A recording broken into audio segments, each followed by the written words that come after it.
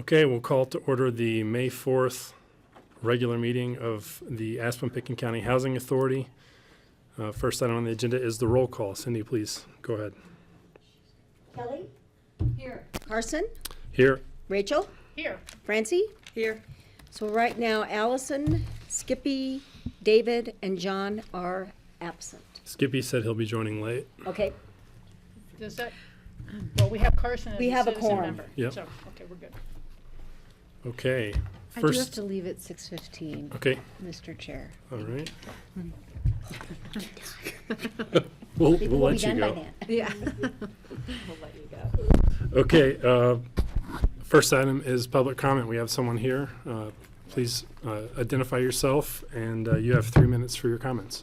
All right, my name is Monty Love, but I'm going to first read my wife's comment, so it's less than 3, but then I'll be Okay. redundant and read mine. Great. Okay, we live at Truscott, and okay. Hi, my name is Megan Ballard. I currently work full-time as a ranger for the Pitkin County Open Space and Trails Program. I'm going on my 5th summer as a ranger and my 18th year working in the Valley. I've lived in both the Snowmass and APCHA housing programs over the past 15 years, which I have greatly appreciated. My family rents an apartment at Truscott. APCHA has notified us that we are out of compliance as our projected income is over the income limit for our rental unit. Monty and I are ready and hopeful to buy an employee housing unit at Burlingame. We are attempting to bid for an ownership unit that fits our family needs. I'm here today to bring up a bigger issue that several units at Truscott are consistently empty. APCHA staff has told me it is difficult to fill the 2-bedroom apartments because the income limits are too low. Units have been unoccupied for months at a time. If our family does not get evicted from housing before we win an ownership unit, it's almost guaranteed that our unit will sit empty for months and our family will decide to move out of the Valley. I'm here on our behalf, but more for our community in the midst of understaffing and hiring difficulties in our community, which is constantly in need of more affordable housing.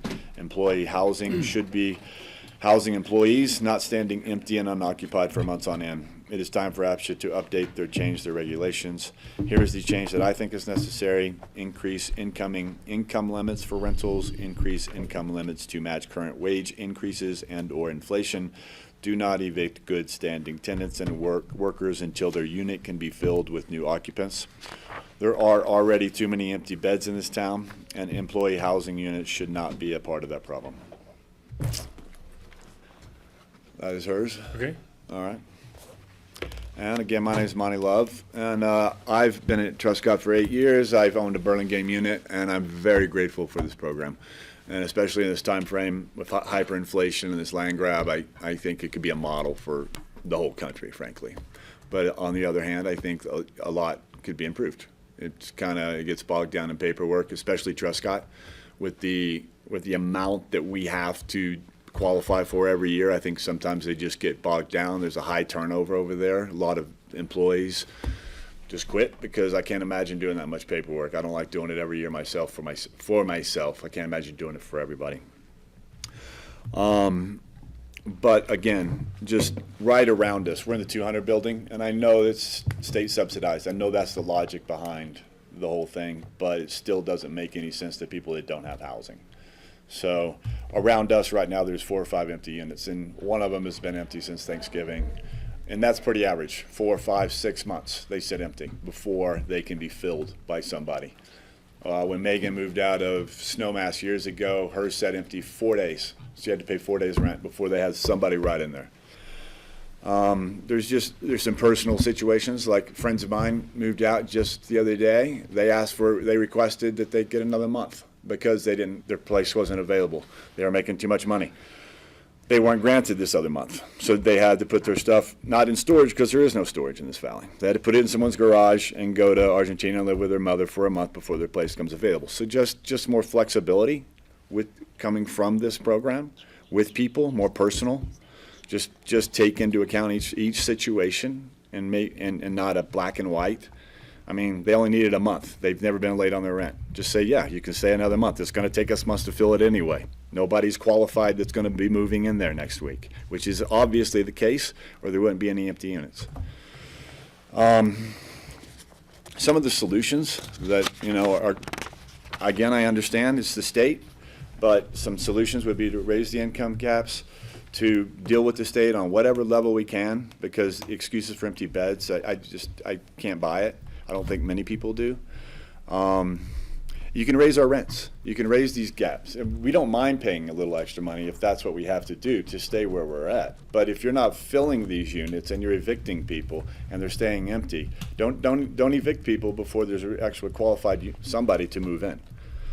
And on that note, we need more housing, obviously, and we're hoping to get one in Burlingame. But I live on a golf course that gets watered every day, and I don't see golfing as a priority in this city. The city already owns the property. Put housing on that. Take away the golf course. Make people go elsewhere to golf. That's all I have to say. Thank you. Thank you, Monty. Yeah. Thank you. Thank y'all. Kelly? If I could just respond really Sure, quickly, go because ahead. one of the things I wanted to bring up in my director's comments had to do with revisiting the AMI limitations. I have been told through our staff, who has done listening sessions with Pitkin County staff, of which Megan is one, that, we gave raises, we gave about 10% raises over the last year, and that has caused people to overqualify for their housing. And, I think we had decided to keep the AMIs low coming out of the pandemic because of job loss and hours cut and things like that. So it seems like we should revisit, because everyone's getting raises all across the valley right now. So I don't think this is going to be a problem limited to just a handful of Right. people. Can I make a quick comment on that? Sure. That's one of the reasons why we again are leaving our incomes flat. Because if we had gone by, because the AMI went up, but it didn't go up as much as it was in 2020, so we're staying with 2020 incomes. For the properties that are under the low-income housing tax credit program, which the 200 and the 300 building are, there's nothing we can do. That comes from HUD. So when they qualify, they have to meet a certain income requirements that we don't have the ability to change. It has to be Colorado that has to do that.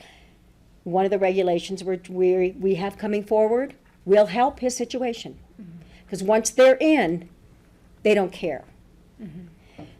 We care to a certain extent. CHAFA doesn't care. CHAFA doesn't care if the income goes up and up and up. But we still usually have levels and stuff, and that's one of the reasons why we have one of these regulation changes coming through, because we are seeing that more and more people are hitting that they're going over that maximum because of the rental increases that they have gotten. And we have very, very few Category 4 and no Category 5 rental units out there. So we're hoping that with this regulation change that we're requesting you to review and to hopefully approve will help this situation, at least in the next couple of years or so. You mean we have no Category 4 or 5 available for rent? No, we have maybe, I could probably count on my hand how many, we have no Category 5 rental units at all. We have probably 4, maybe 10, I'm not sure how many Category 4 rental units that we have, but we have very, very few Category 4 rental units that somebody can move into. Yeah. Rachel. And just to double check with you, Cindy, because you know everything, are the income requirements, maximum income for Category 4 rental to people the same as for sale? Category Yes. 4? Yes. So a Category 4 income is $175,000 a year. That would be nice to have. I know, so that's why I said, that's why there were not as many Category 4s when they were originally set up. But let me ask, I just thank you for your comments, sir. I wanted to mention that and let you know on our agenda this evening, as staff has brought forward, is a agenda item, change in APCHA affordable housing development policy, wrong one, increasing the exception to income for current tenants from 120% to 150%. So we're considering that as a board tonight because we're aware of this ongoing issue. I think it's, I would note, I walked by the City Market Pharmacy the other day and they have a sign in the window that says $5,000 signing bonus for a certified pharmacy Wow. technician, not a pharmacist. This is how bad the housing issue has gotten for various professional levels or other levels, that they just can't even operate and they can't do shots, they can't operate as a business, and that's happening across the board. So we all know that and are trying our best, and I have said it before, but the naturally occurring free market housing throughout the valley, which people depended on and our employers depended on for decades, is gone. It is just gone, and APCHA will not reproduce that many units fast enough. And you have a lot of people out there now who are saying, where's the housing, where's the housing? And I'm sitting there going, did you ever help us out with that Burlingame election we had to do twice? Were you ever I remember standing that. shoulder to shoulder against the NIMBYs when I was? Or did you ever help your employees buy a place in El Jebel when they could have? For these long-standing businesses, and we're just finding the answer is no. And so now the dependency is on APCHA, but we are trying to address the changes as they occur. That's all I can tell you. Well, thank you all for your time. I got to Thank get you. to work. I think Francie had. Yeah, I just had a quick comment about something down valley in Carbondale. A friend of mine has a basement apartment. It's not a walkout. They have to go up the stairs to the owner's apartment. There's, window wells for egress and light.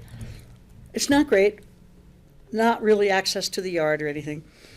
And she has been renting it for $1,800, and she raised it to $2,000. $1,800 was including utilities. Now she was charging $2,000, not including utilities. She put it in the paper 2 days ago.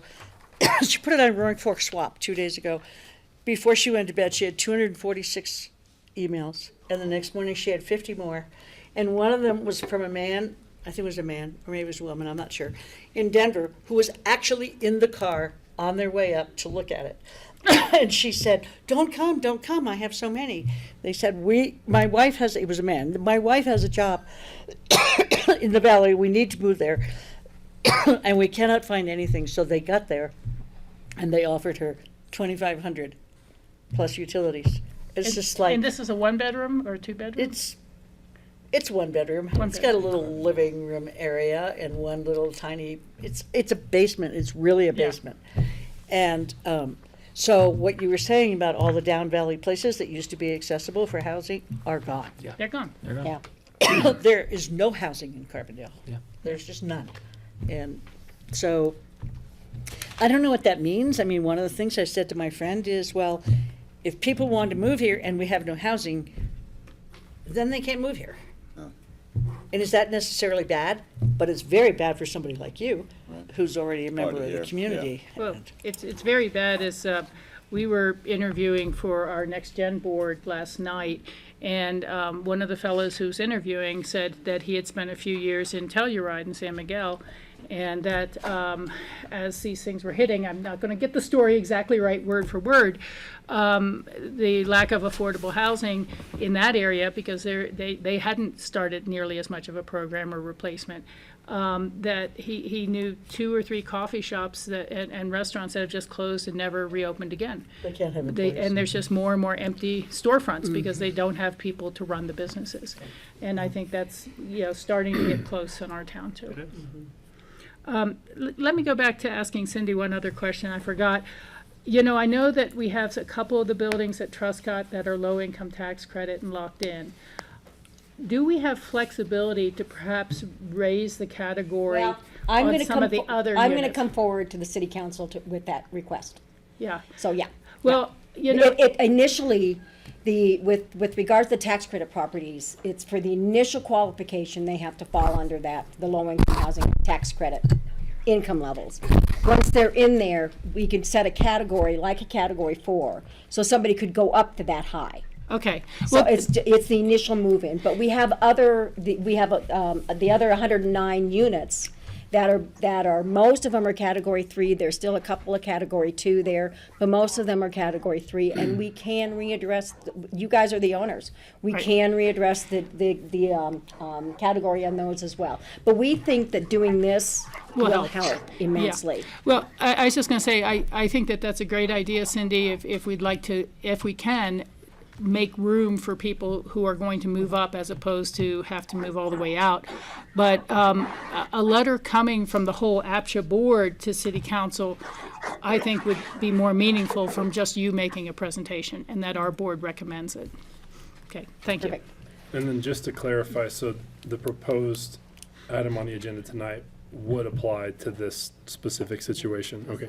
Yes. Okay, that's what I was gonna ask. So like Monty's situation's on hold while we deliberate these. You know, I would hate for someone to like get processed under the old regs, lose then their we housing, change and then we those change before. them for just a paper, you know, So a if paperwork thing. we requalify someone at point of requalification, we'll say, hey, you're out of compliance, you have 12 months to come back in. So they've probably been given notice that you have 12 months to, I'm not sure where in the process you are, but we'll notify 12 months. And so basically, though, we're saying you have 12 months to make less money or for the income caps to go back up. I mean, that's Which is discouraging essentially to make more, you know, I mean, It is it's almost a discouraging. welfare state. Don't make more money or you're gonna lose your housing. 100%. You know, and the I other can thing see is the that. projected income. Like y'all projected me to make 95,000 off of some information I gave you off of the employee verification form, but at 6 months I had made 30,000. So it was off by, 15,000 in 6 months. So that information needs to be maybe a little bit more accurate when you're the projected income. You know, when you give us the heads up, we're projecting you to make 95, but I'm really closer to 60. So that could be a little bit more accurate, And the hard part is with the Colorado Housing Finance Authority, there are specific rules and regulations on how we qualify someone. So we have to follow rules on how to project someone's income, which leads to situations like this where there might be someone that we're projecting they'll I make would way say, more. I think you have some like powerhouse lobbyists sitting here at Yeah. the table regarding CHAPA stuff. So if there are recommendations at that level, like we should be taking those forward. Well, 'Cause I've found them to be very flexible. And like everyone is sort of on the let's retain our affordable housing as best we can. And then kind of the final piece though with CHAFA, and so I appreciate that, Kelly, is that CHAFA, once you're in and once you qualify at that low amount, it doesn't matter in CHAFA's world how much a tenant makes. It's only APCHA that's saying, hey, you're now making too much for that category. So it's not necessarily lobbying CHAFA, it's going to be lobbying APCHA Sure. in a sense to say, okay, they're way over income, but they But can we're having the stay. same problem with the entry as well. Yes, So, we are having it with the entry. And I have Yes. some thoughts about that we can talk about. Yeah. but- Yeah, okay, thank you. Thanks for your consideration. Thank you. Thank you. Thank you for taking the time. It really means something. Okay, is there any online public comment? I don't see anyone online. So we will close public comment and we will move to executive director's comments and a staff update. Good evening, everyone. I'm Matthew Gillen, the Executive Director of APCHA. Diane Foster is taking some well-earned vacation this week, so Diane's not with us. I have a few things I wanted to go over. We're continuing our outreach, our communications efforts, and in particular tomorrow we'll be meeting with the Woody Creek community down at the Aspen Community School in Woody Creek. And Kelly has confirmed she's going to be there, and David is about to confirm that he's going to be there, right? David is confirmed. David is confirmed he's going to be there. So thank you to the enthusiastic response from the board. I had to de-volunteer a few people because we didn't want to have a quorum because we don't want it to be an official meeting because that's a whole different set of rules. So thank you very much to David and Kelly for that. And again, that will be moderated by Reverend Wendy out of Basalt. And I'll be happy to chat tomorrow with Kelly and David if they want more information, but I've given them a briefing packet, so I think we're in good shape there. We also had our first monthly Facebook Live session last week. That was me chatting. We had a few questions, and when we didn't have questions, I was filling the dead air with conversation about what APCHA is, what we're trying to do, how to qualify.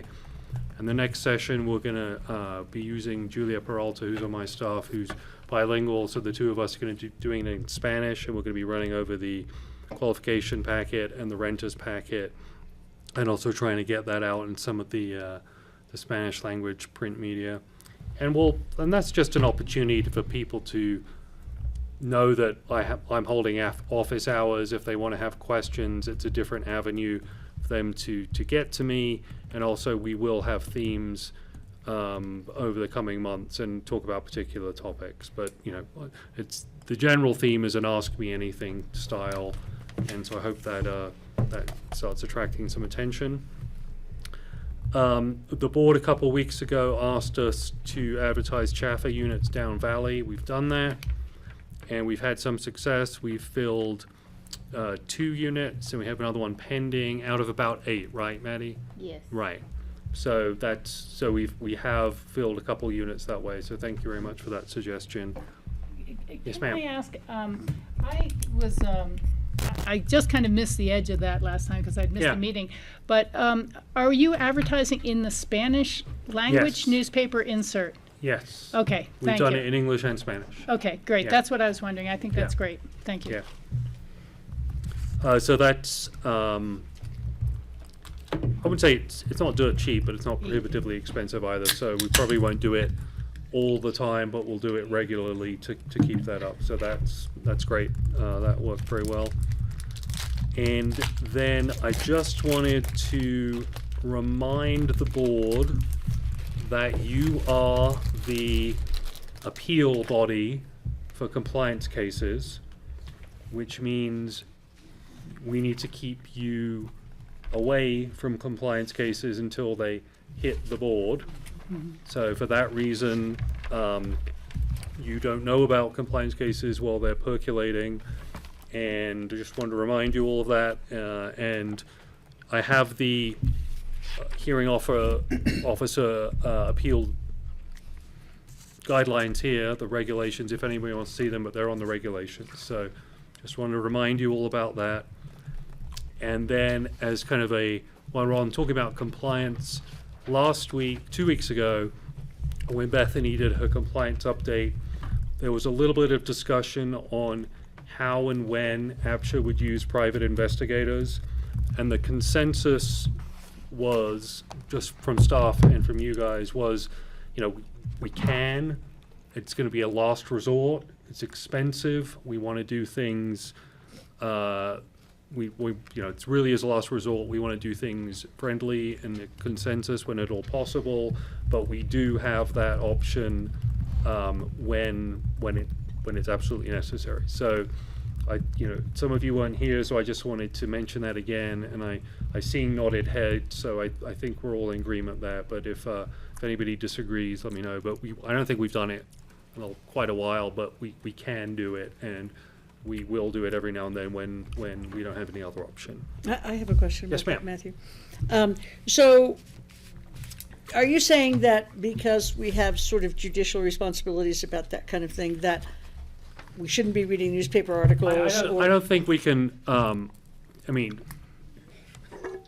can read the newspaper. you can read the newspaper, but you're not going to be hearing it from me, and you shouldn't talk amongst yourselves. But what if somebody from the public talks to You you? should not talk to them. Not engage. Okay, You great, should thank not you. engage with members of the public. Okay.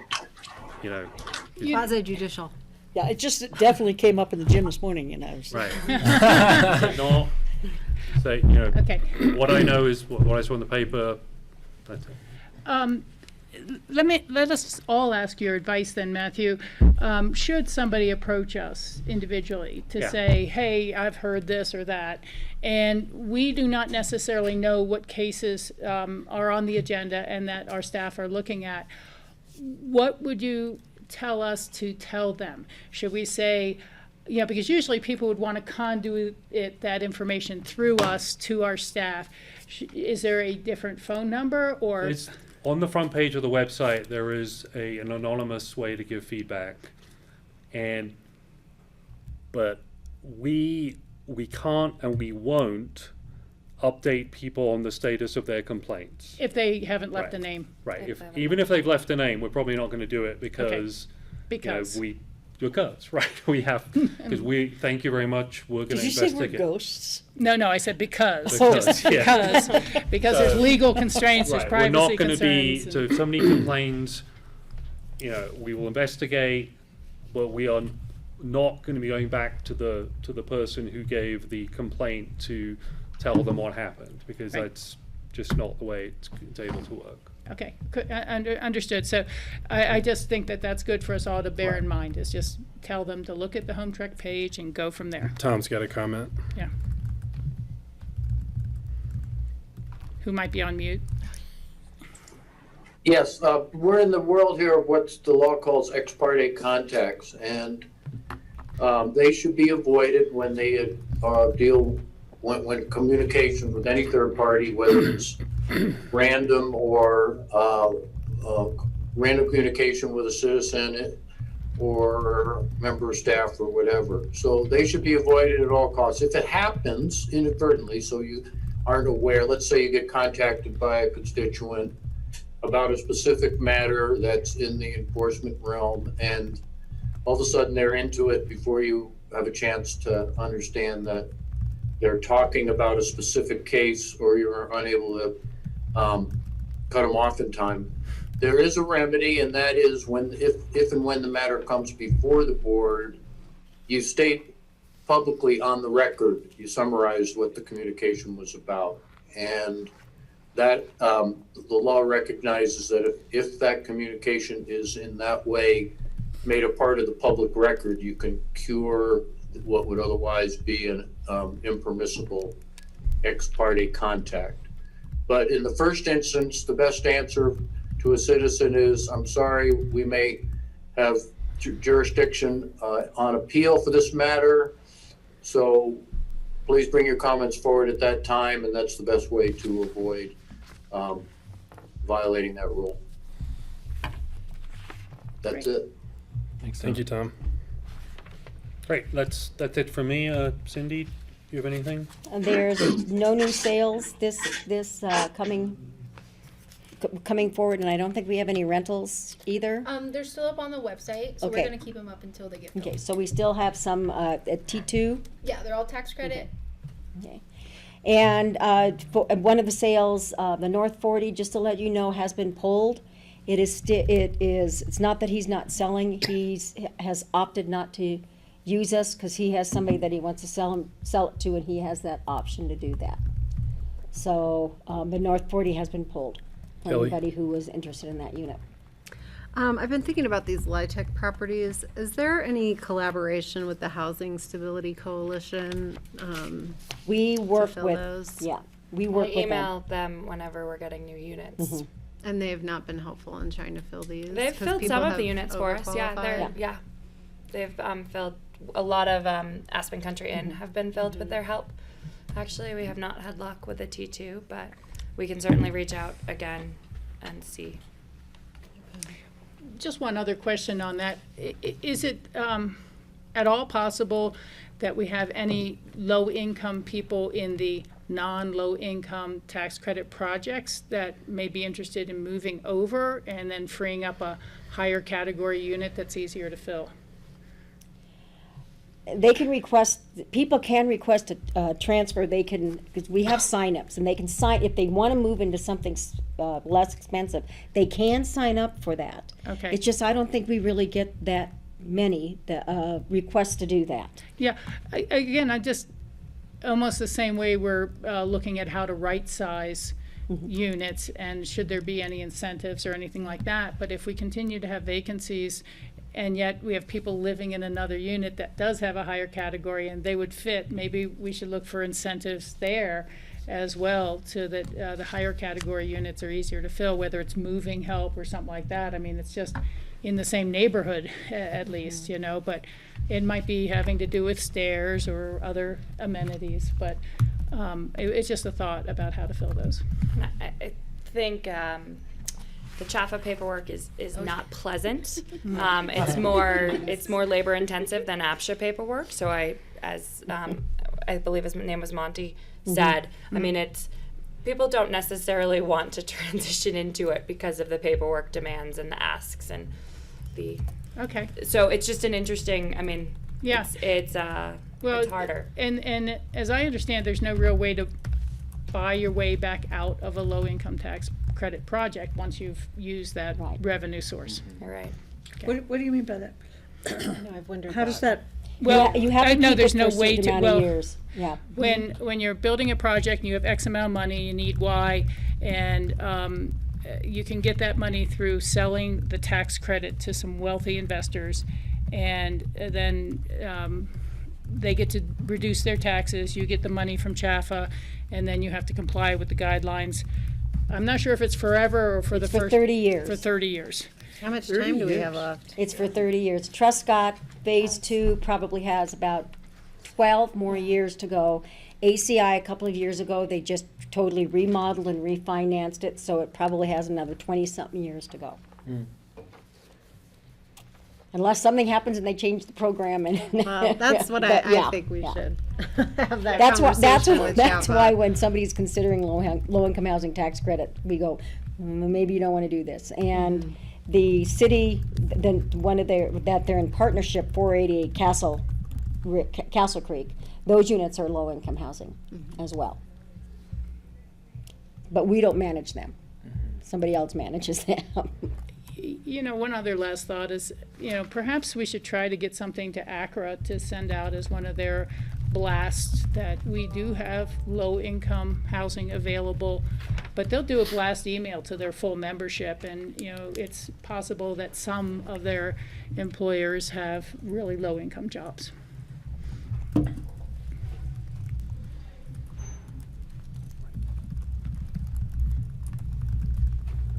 Anything else for comments and staff update?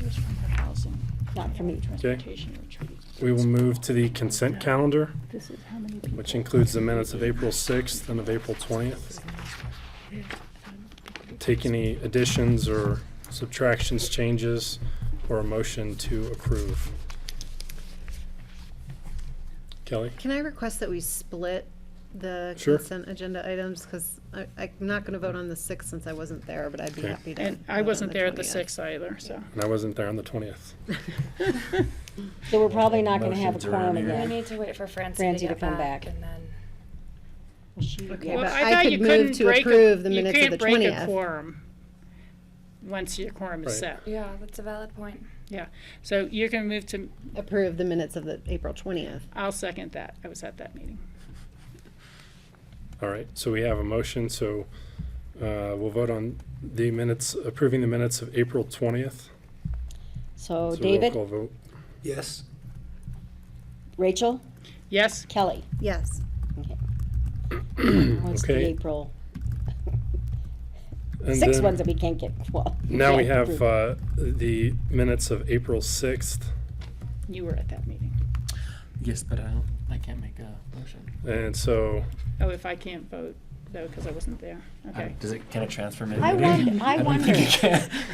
Happy Maybe to do that's it a if question, so. maybe that's a question for Tom. Tom, If you recused, is it Tom- would be no vote. some deep You- stuff. I have a question for you. Rachel is correct about the quorum, but you need a majority of the quorum to pass any motion, and an abstention obviously does not count as an affirmative vote. Okay, the question I have is that on the April 6th, Rachel wasn't here, but Skippy was here. Can Skippy, even though he's an alternate, make a motion and vote on the minutes on April 6th? If Rachel's If Rachel abstaining. doesn't, If I'm abstaining. Rachel is abstaining.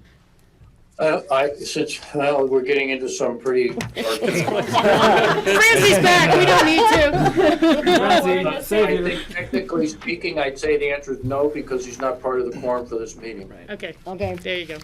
We're tabling this. Okay, so Okay, so Francie, we need you to make a motion to approve the minutes of April 6th. so moved. great. Who else was there? I was there, You better second. so I will second. And that's a roll call vote. Okay, roll call. Carson? Yes. Who else was here? Francie? Yes. And, well, I can't ask Skippy. But David, Because we can have, Good job, David. Yes. great, perfect. And Yeah. on the next episode of Parks and Rec. Have been approved, thank you. By a razor-thin margin, the motion's passed. Okay, next we've got discussion on potential regulation changes. Great. So I'm gonna ask Maddie to put it up on the screen if she doesn't mind. So that everyone, if anyone is at home or on TV, can watch. So this isn't a first reading. This is a conversation of, do we want to move these forward to a first reading? And so Cindy and I are going to walk you through some of these. The first one that's called out is APCHA Affordable Housing Development Policy. This is actually a separate document than the regulations. 4 or 5 years ago, we pulled the housing development policy out of the regulations.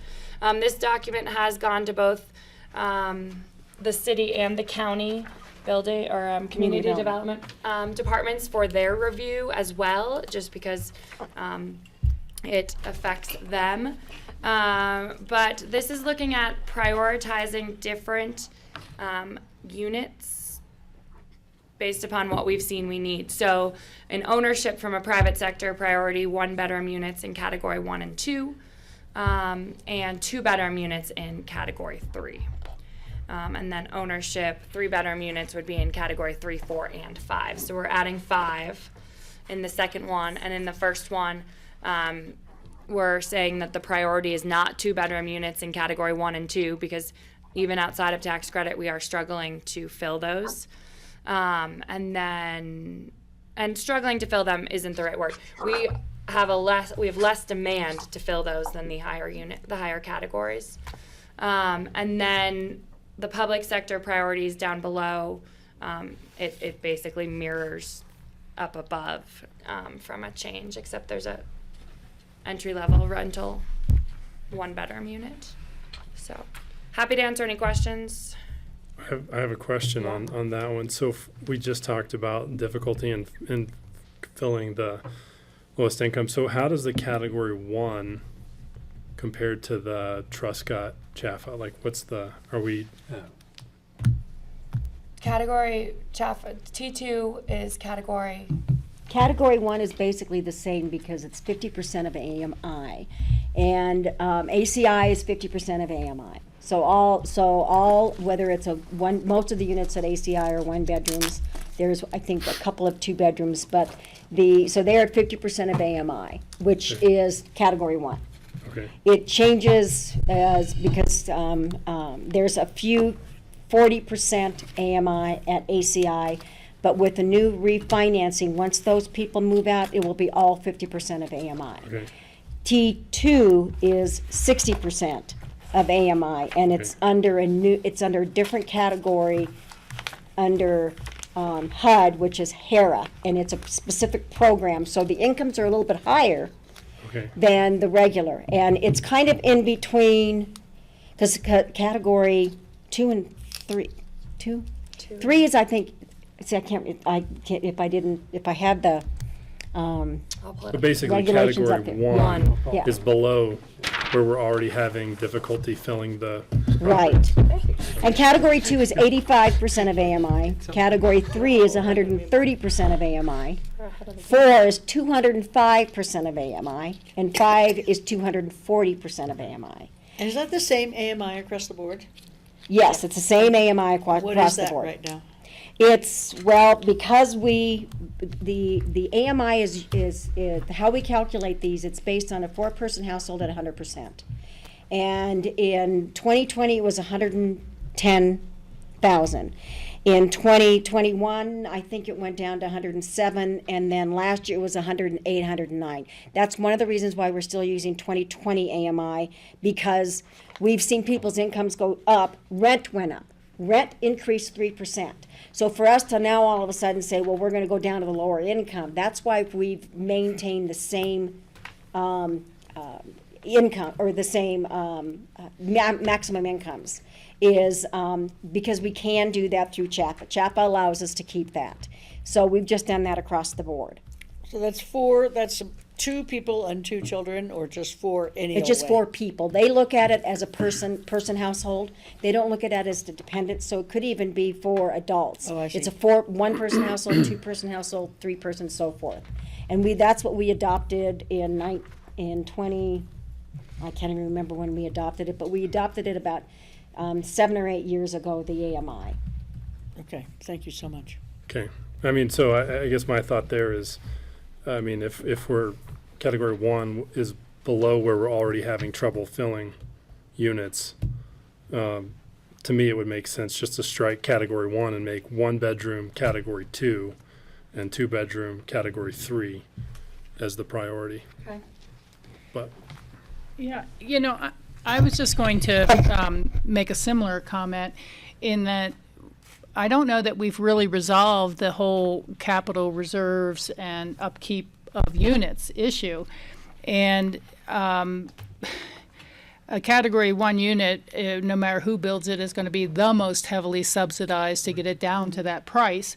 And yet the expectation will be that that owner will be able to keep it up continually to a resale standard that is similar to the full construction costs, and so I can't see burdening somebody with that at all in the category 1. any disagreement on that? No. Kelly? I just have, I think, some bigger picture questions, like how does this policy function, beyond us talking about it? Well, And how does it you're tie correct to in like that. a bigger These are our needs assessment recommendations and our for the priorities, but you community? guys can do whatever you want. Honestly. Right. You guys are the ones that develop the properties. You can put whatever category you want on these. And what we do is we highly would recommend that you follow So I what guess our I would want priorities to are, but that's it. understand then, like, because I hear what I hear in a lot of these conversations is, based on the applicant demand, right? So the pools of applications, we're drawing conclusions about where the demand lives. So I would like to what are the assumptions there? What are the gaps? Because if we're taking that information and then creating this policy from it, let's own that. Like let's describe how that logic has flowed here. Because I do think because then it becomes a question of like, well, why aren't we following APCHA, county, when you're buying and, housing, buying down or thinking about creating housing, or city when you're creating, why aren't you following APCHA's development policy if it is really the best needs reflection that we have? Or is there more that we need to do? Is that about a formal needs assessment to come to the right, I think, policy for us to articulate? So that's my bigger need to understand here, I think.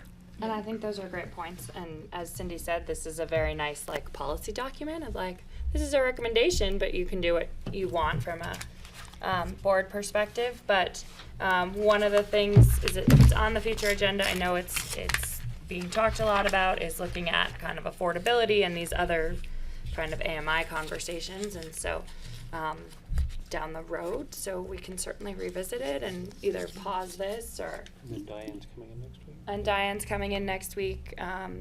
2 weeks. 2 weeks, sorry. We have a 2-week gap Over the to go over the strategic plan update and the housing strategic plan update. So we can pause too on this and see what she brings. Yeah, and I'll just say, because I think from the down the road side of things, it's, we have to be in a city and county have to be in a position of defending what the decisions are about how we spend public money, and those design and category assignments and things like that understanding this I think could be really helpful for justifying that.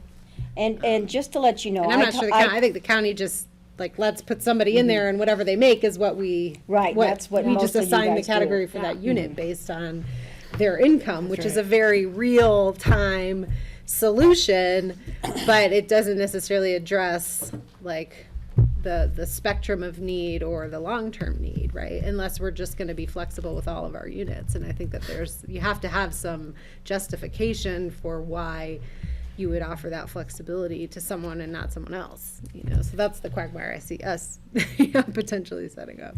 I talked to an insurance agent today, and he's had some clients who live in deed restricted housing saying that they have told him that, oh, the city or the county is gonna help us rebuild if it burns down. I'm sitting here going, that's really not the case. They need to get insurance to cover the rebuilding of it if it burns down. And I said, so they have to really, you guys as an insurance agent really have to tell them what it would cost to rebuild, and that is what they should be getting coverage for. So that's out there someplace, so just to let you know. Yeah, well, if I get, the underinsurance. most mortgages, you have to have insurance for the full replacement value or something like that. If you're already paid off, I guess you're living on your own risk element there, but certainly no government's going to rebuild it for someone who didn't have insurance. I have two different comments here. One is similar, in line with yours, but I think that when, whether it's the city or the county, the last time the county did a large project up at Stillwater, it's kind of how much subsidy do we want to leave in the project, and how much subsidy do we need for the next project. So, it'd be great to make them all category 2s or something, but you suddenly say we can't afford that, and so that's been the mix, I think, with city councils or others is, well, how much can we afford to subsidize this down, and how many units can we afford to subsidize down? So that it often is part of the decision making.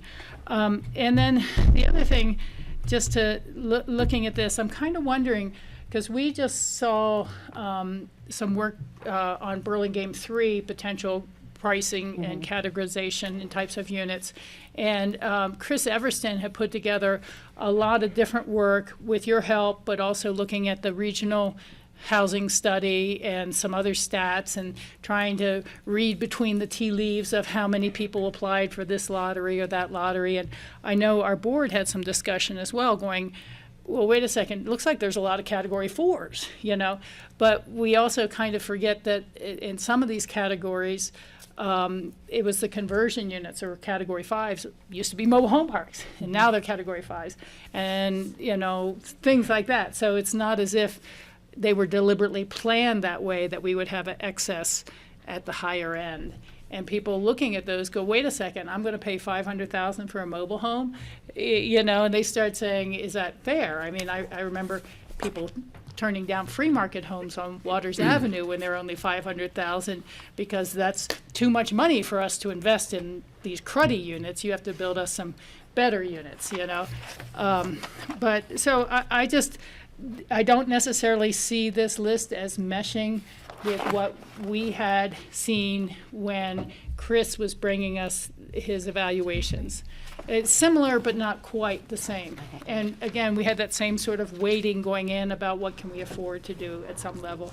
So, I'd rather look at this in those contexts and be able to understand at the same time what else we were seeing and hearing, as opposed to just this list. And that's fair. We did talk through these with Chris Everson. Okay. And so he recommended that we throw it in the Affordable Housing Development Policy and bring it around. So Bring it around.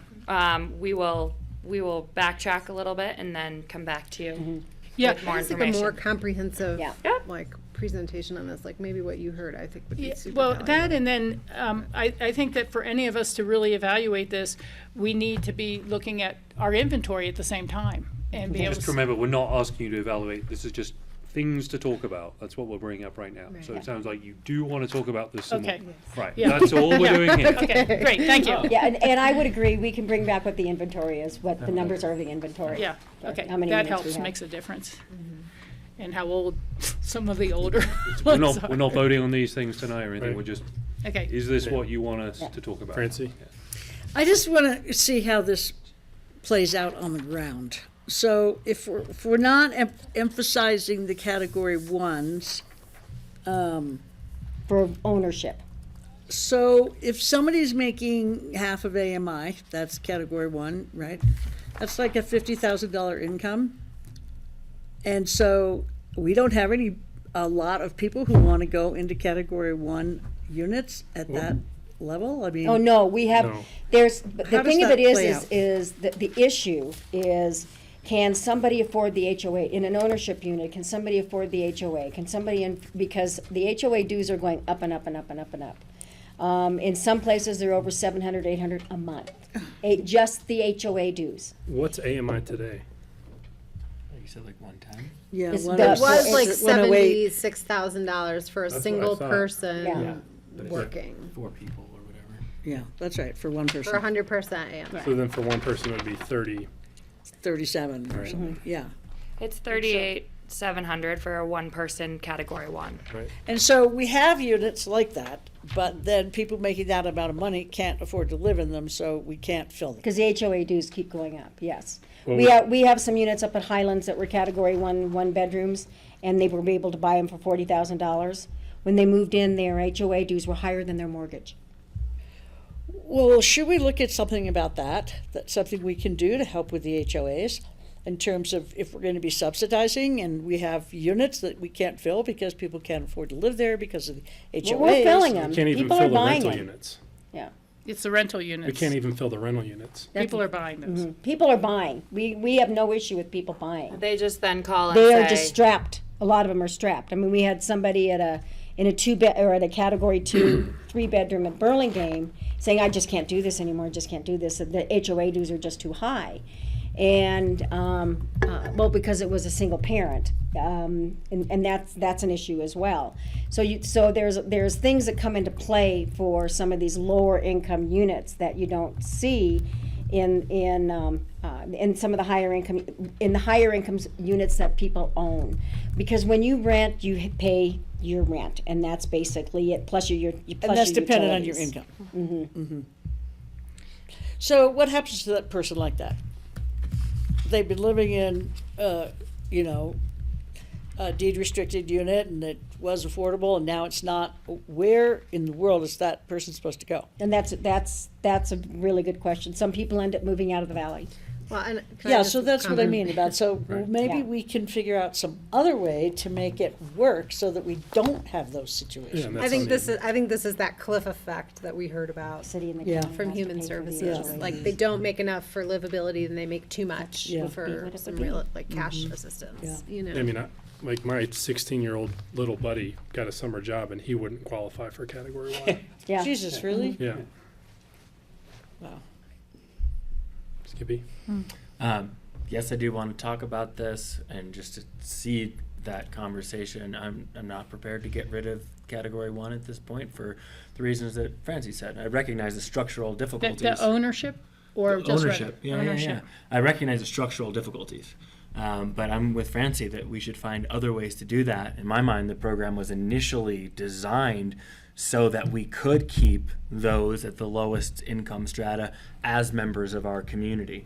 And so, we need to find ways to adjust there, but I would hate to memorialize in our own document that we've just kind of given up on that class. I'm not ready to do that. And Okay. yeah.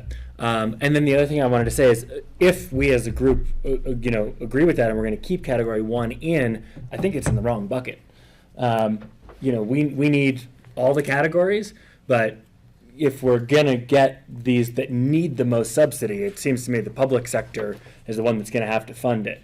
If we ask the private sector to do that, we're just never going to get them. You mean with Well- mitigating fees? Huh? You mean with mitigation fees? or- Well, my understanding is that this is our directive of like what we want to see created, right? And I think we need. The public sector is the one that does the most in the entry level. Right, and that would be my expectation, so. And that's the way it's been, because the private sector itself, they do that basically the higher ones. If you're looking for category 1, Right. it's usually the public sector that takes Right, care of and category 1. that's my expectation, but this, I thought, was saying we should recommend the opposite, where the private sector would deliver the lower category and not the I public. don't think that's in there. This is saying entry-level rentals, 1-bedroom units in categories 1 and 2 Is from public the sector. public sector. Yeah. But the ownership for category 1 is in the private, but not in the public.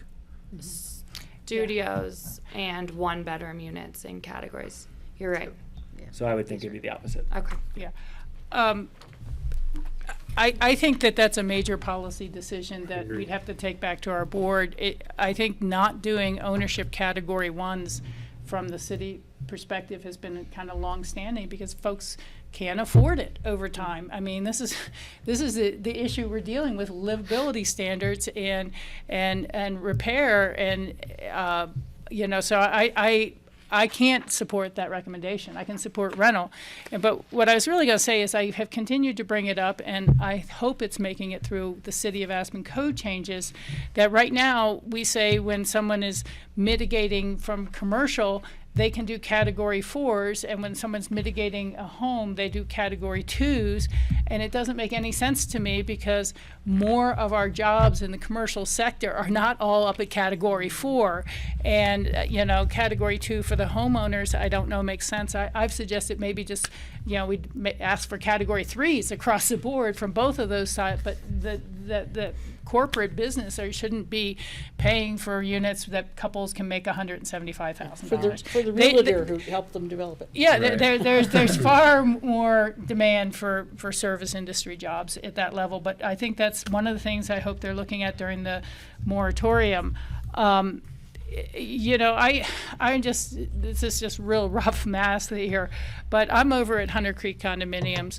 I bought it before you can't bid up a category back in '88, and I think it had been on market for over a year with nobody actually closing on it before I bought it. Right now, I believe my appreciation annually is about $3,600 a year on that unit. It's one of the older appreciations, something like that.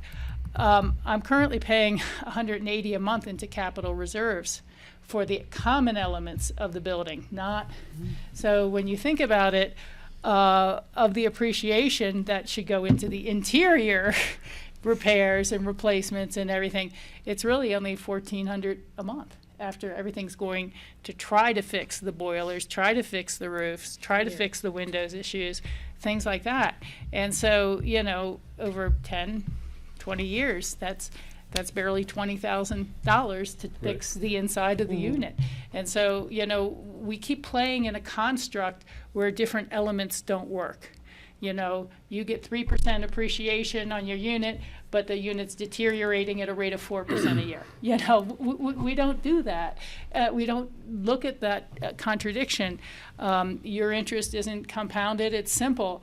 As it should be, but the cost of repairs and equipment and things do compound every year. They don't go back down. They don't stay flat.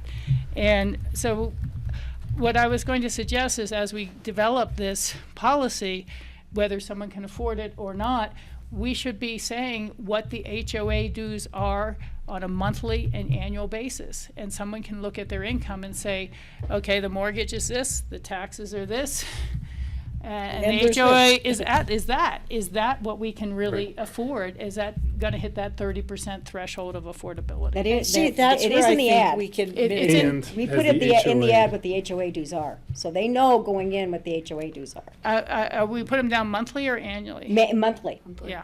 And when was the last HOA reserve study, and do they have adequate capital Yeah. to avoid special assessments in the future? Yeah, significant special Right. assessments. So anyhow, I just wanted to say I don't know that we're getting all the various factors lined up. There's always some factor in this that doesn't match. And if we could show that someone can afford the down payment on a category 1, interest rates, which just went up 0.5 point today, and their taxes and insurance and the capital assessment. I mean, I guess. And the HOA. Yeah, and the HOA, because that's what I'm thinking, is we don't tell people approximately how much you should be planning on maintenance of your unit outside of the HOA.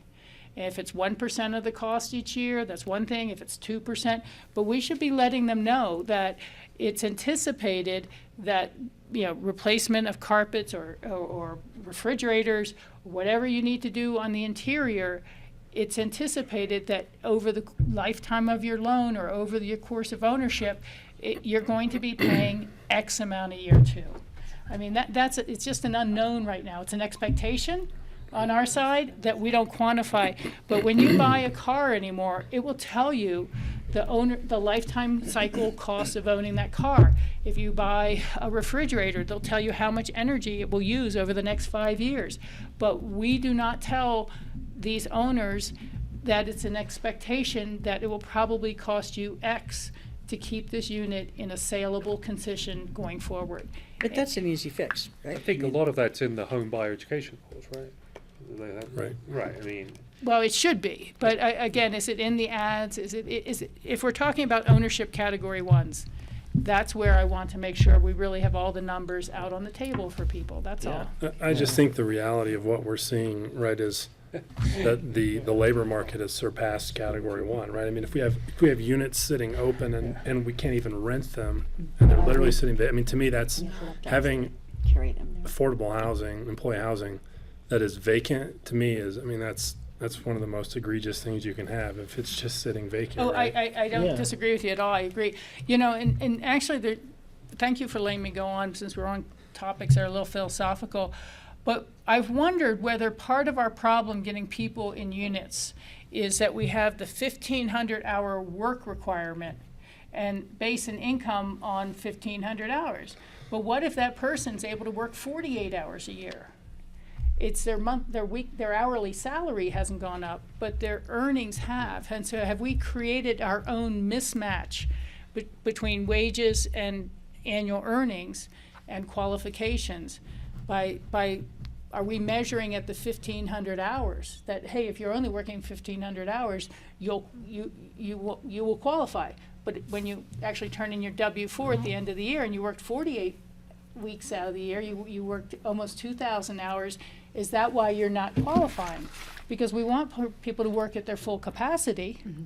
And so maybe, I don't know if Cindy or Bethany, you have the answer to that, but are we setting our threshold that you're making too much based on the 1,500 hours, even though we're happy to have people work 2,000 hours? Can I ask a clarifying question? Yeah. So you're basically saying that if someone, let's say, worked 20/80, which is what a full-time Yeah. year round, we would almost divide the salary hourly and then times it by 1,500 to get to that? No, I just use 75% of it as the qualifying Yeah, threshold. same thing. yeah, Okay. yeah, that's what I'm wondering, is have we created a mismatch between their 1,500 Well, hours? the only reason we do 1,500 is because we're a seasonal town. Right, no, I know Yeah, that's why. because there's a lot of people who work full-time, Right. all the time. Right. But is that creating a difficulty with our qualifications? Are we saying the top of category 2 is 1,500 hours times X equals, that's the top of 2? Well, for our tax credit, for one thing, that's not gonna matter. It is what it is. It just was. So there's no way that we can say, well, this person, we're only gonna use 1,500 hours of their time, even though they made this.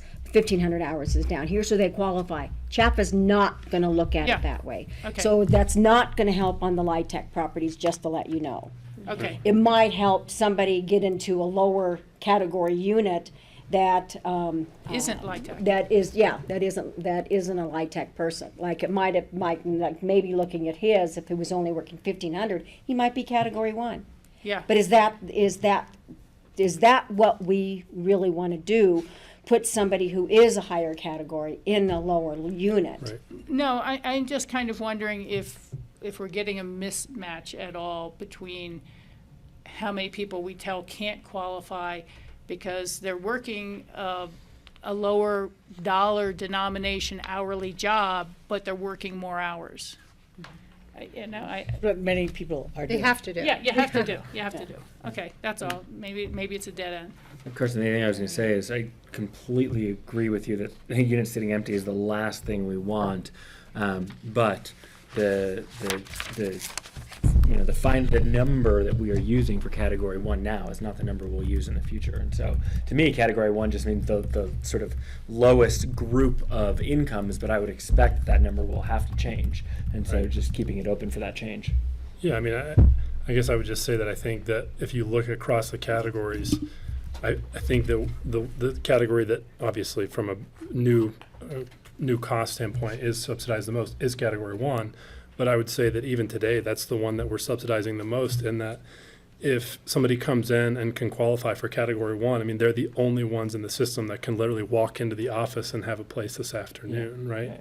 Nobody else can do that, so. Yeah. For sure. Okay, well, that's, can I just comment on that? I think that, there's potentially different goals, that Skippy's, policy point could achieve that I think are just out there. I mean, if you want to help try and build wealth, that might be a way to do it. Right. Exactly right. Exactly And right. I just don't think that's been something, it might not, because whatever wealth they build might need to go back into a deteriorating unit, so, but that is, I think, what the issue. Yeah. issue. But that's exactly Yeah. right. Thank you for saying that. That's exactly right. Okay. All right. All We'll right. talk about it later. Because we haven't done that at all now. Awesome. I mean, I don't know if I could just make one tangential comment. Like, I do think that we need to just be thinking about like maintenance of affordable housing in our programs as well. And I continue to advocate for that. Art? Both at well, no, I just mean in a sense of like. Rather than using dedicated funding for building new housing, I think at some point we may need to say, listen, we know we subsidize these units and we have to put more subsidy into being able to keep these units. That's part of what's being discussed with like the Woody Creek pilot. Potentially know, instead of building something new. Or funding some sort of maintenance grant loan program for people, those kind of things. I think that just have to start to come into the horizon of the long-term landscape of APCHA's program. Yeah. Yeah. Agreed. Okay. Number 2. Are we ready to move on? Awesome. Okay. Do it. So we're moving into the APCHA regulations now. Part 6 is talks about requalifying, maintaining eligibility, and so what we kind of foreshadowed earlier is that at point of requalification, someone could requalify at 150% of that respective category. Right now it's at 120%. We have seen a slew of folks that have either just been requalified or about to be that are over their category and are going to be told they're out of compliance and have 12 months. And as Cindy highlighted, there's nowhere for them to go.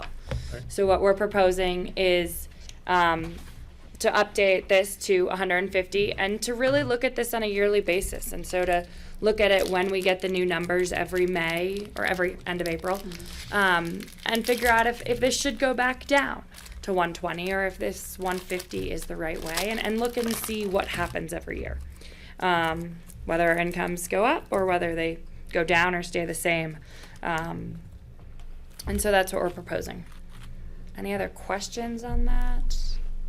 I think it's a good idea, and I appreciate you bringing it forward. I would have 2 questions, and as this gentleman brought up, but it would seem that if someone is qualifying with 150% income or 148, their rent should go up as well.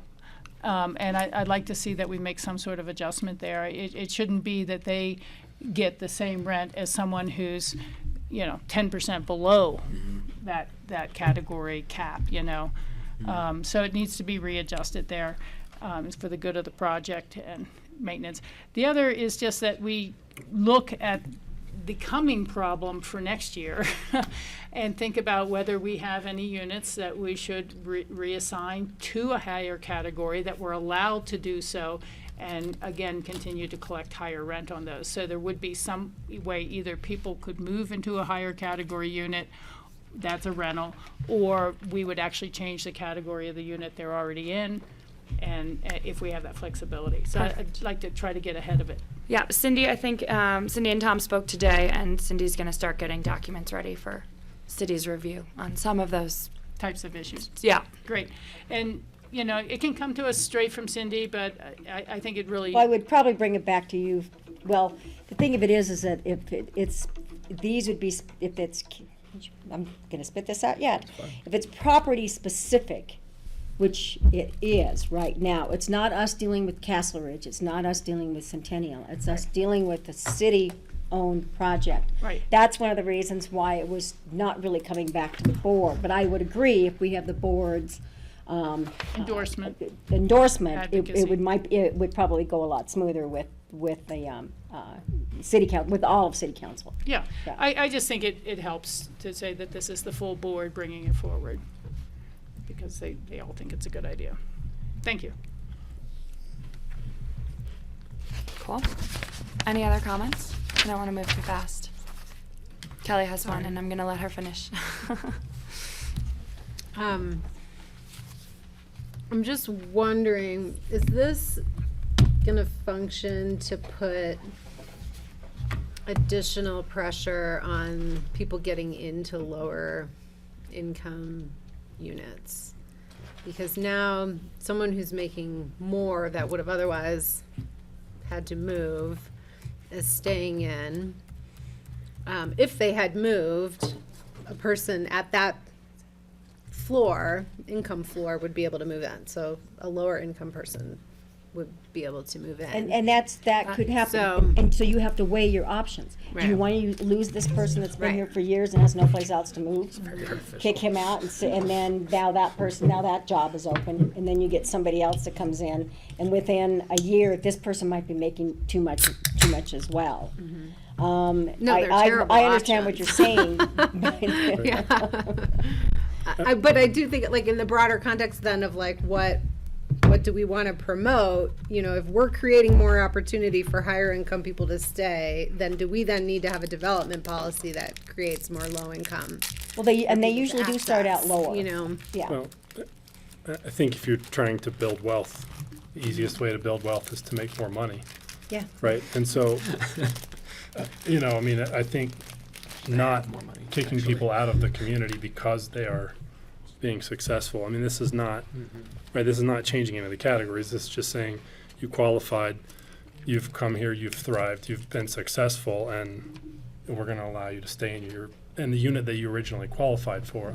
I mean, And there's still a I'm maximum. supportive of They this. still couldn't go Our over this. workforce mix can't Yeah. get housed, you know, and so now we just have more pressure on a workforce mix that, No, you're absolutely right, but every Can't live time anywhere. someone doesn't move out, you know. someone else can't move in. Yeah, whether they're high income But or when they low still income. hit that, there's still gonna be a threshold. So when they do hit that other threshold, they will still have to move out. And when somebody comes back in, it's not gonna be at this high threshold, it's gonna be back down at this lower one for this lower income person. So it's still gonna be made available when that person does eventually move out to that lower income person. If, just to clarify, it should be self-evident, but at the current rate of 120%, so up to that you can stay for a year and figure it out. But if you happen to get an increase to 121%, you have to be out that day, No, or something like that. So we give you a year. we give you a Oh, year. you still have a year. You still have a year. So if, let's say, you requalify at 121%, then you have 12 months to come back into compliance, which is either making less money, Okay. potentially adding a member to the household, so having a baby would Got it, likely got it. bring you back down, or But in this change now, if you are at 149%, you can stay indefinitely. and you Kelly's requalify point. every 2 years. For one so year. Got it. we requalify every 2 years. So if someone were to requalify at 149%, they would get 2 years, and then when we would requalify them again, hypothetically, they would be above the 150%. So they'd then have a year. Okay. So potential of 3 years? They wouldn't have to requalify for 2 years, and then they potentially, if they're over the 150 They'd at have 2 one more years, year. they'd have one more year. That starts to sound a little Like you're changing categories. like you're changing categories permanently for people. I mean, it would seem like you had the 2-year grace period to find out that you really need to come back down to here or find a new place to live, and to give them yet I don't another think year people after really that. pay attention until we ask them to requalify. Right? I Yeah. mean, people aren't Yeah. monitoring that themselves. But it's So like they become aware of it, and then we give them a year. Right, but we're changing a guideline potentially to allow them 2 years, and then if they're over, it would be 3 years. So, I mean, how far over could somebody get? Could they get up to 225% of AMI on that third year and be told, hey, you still have one more year? I suppose if they made massive increases or bonuses on a yearly basis, that could happen. Yeah. We often see folks hanging out in the 100 to 120% right now for a few requals. Yeah. Yeah. And then it pushes them over. This was a weird year. Yeah. And so that's why we said this should be looked at on a yearly basis, because maybe this doesn't make sense next year and maybe it's back to 120 next year. Yeah, no, and Because- I yeah. appreciate the dilemma. It just concerns me that we're basically saying someone can be 50% over the AMI, and they will stay potentially for the next 3 years in that unit. If it was just the 2 years, and that's like, okay, if you're not back into the real guidelines for that category, you'll have to move. That would be good, but it feels like it's a 3-year extension from day one, that we're granting everyone a 3-year extension. And I think the hard part is procedurally when that happens, someone requalifies usually within 30 days of a lease expiration. And often, to be honest, their lease has already been re-signed by a private landlord, because this isn't just APCHA managed the- housing. yeah. So they've already re-signed a lease for 12 months, and then we're telling the property manager, hey, your person doesn't qualify anymore. And so that 12-month kind of grace period is honestly to work with the property manager too, to say, hey, whenever this person's lease is up, you can't renew it. So that might be 6 months from then, or it might be 12 months. I understand the changing workforce dynamics and wanting to meet that moment, but it's actually, if it's only 149% and they stay at 149%, it's an indefinite extension at that increased number. Unless we revisit it. Unless we revisit it. So, I guess it strikes me that everyone already has a year. I mean, if they go up 200%, they have a year to find new housing.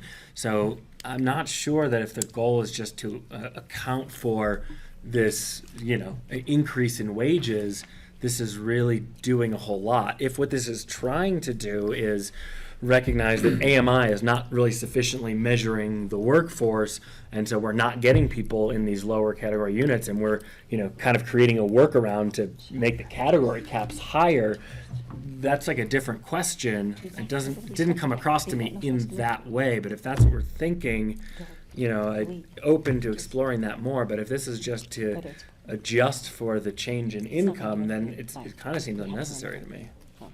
Yeah. The only thing that really strikes me is that if we were being hardline right now, and you were starting to tell a lot of people, sorry, you don't qualify, you have to move, go somewhere, sorry, we can't help you, that would be painful. We'd have a room full of people coming in to say, what are we supposed to do? Just because I'm making a little bit more, okay? We all know that. Well, 3 years from now, when these people's grace period's up, that's what's going to happen. But who's not going to show up is all the people who weren't able to rent a unit who were under AMI. They won't be here to say, but we never got a unit for the past 3 years because you've allowed people who are 150% of AMI to stay there for the last 36 months, and that's why we never got in.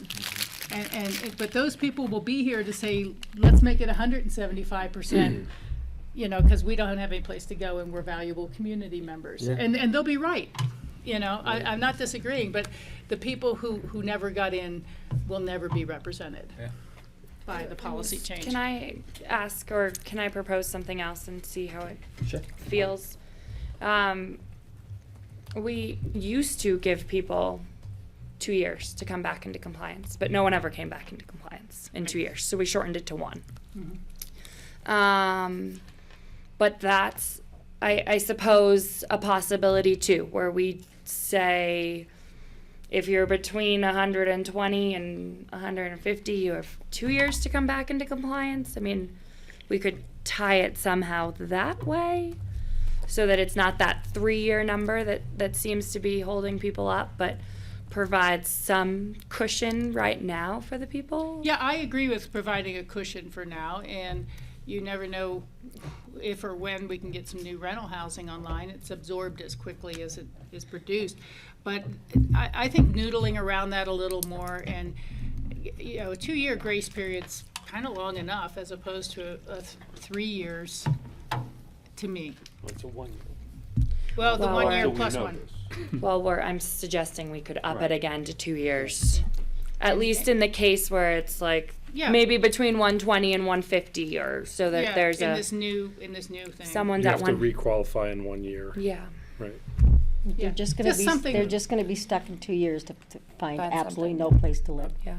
Because, I mean, they've been bidding. People bid. They enter the lottery all the time and they don't win. Right. And there isn't any place to move to in a rental unit, any up and down the valley.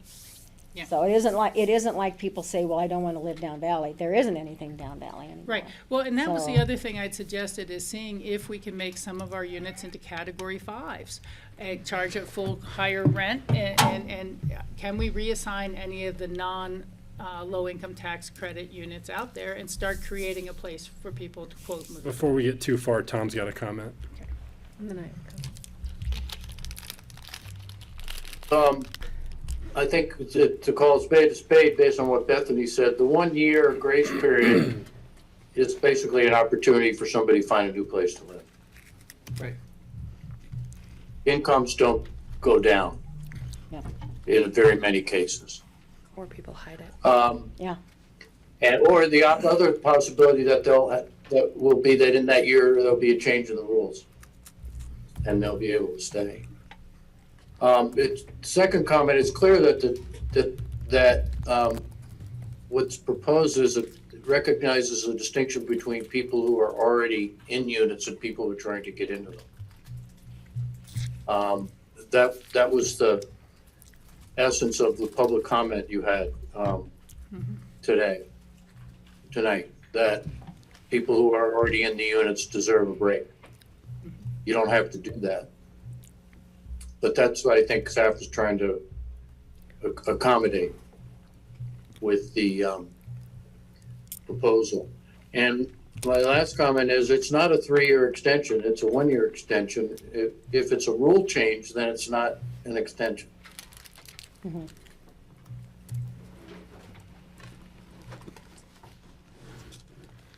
Thank you, Tom. Kelly, and then I think Francie. Yeah, I think it would help me to revisit this when we kind of see that spread of inventory.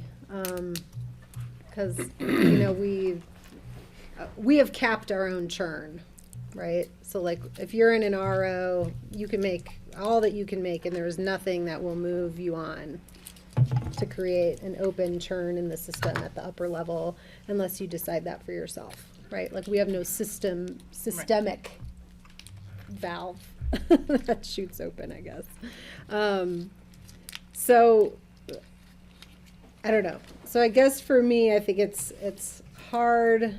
My assumption is that we have a lot of high category, and people are going to churn up into the higher categories and stay there. And so we can always create more high category, and that's what we would want for people. But, you know, it's not commensurate with, like, what are the opportunities to fill the need and demand in our workforce demand that we know is out there. I guess maybe I would just counter that So- with, if we're not allowing people to stay in the units and continue to make money and save, it makes it harder for people to qualify for those higher units, and to get the time in Pitkin County to even be able to buy something, I guess is my thought. So, I mean, to me, is if somebody's, But I don't think that's functionally happening. Like, the average is 12 to 15 years that people are winning lotteries, you know?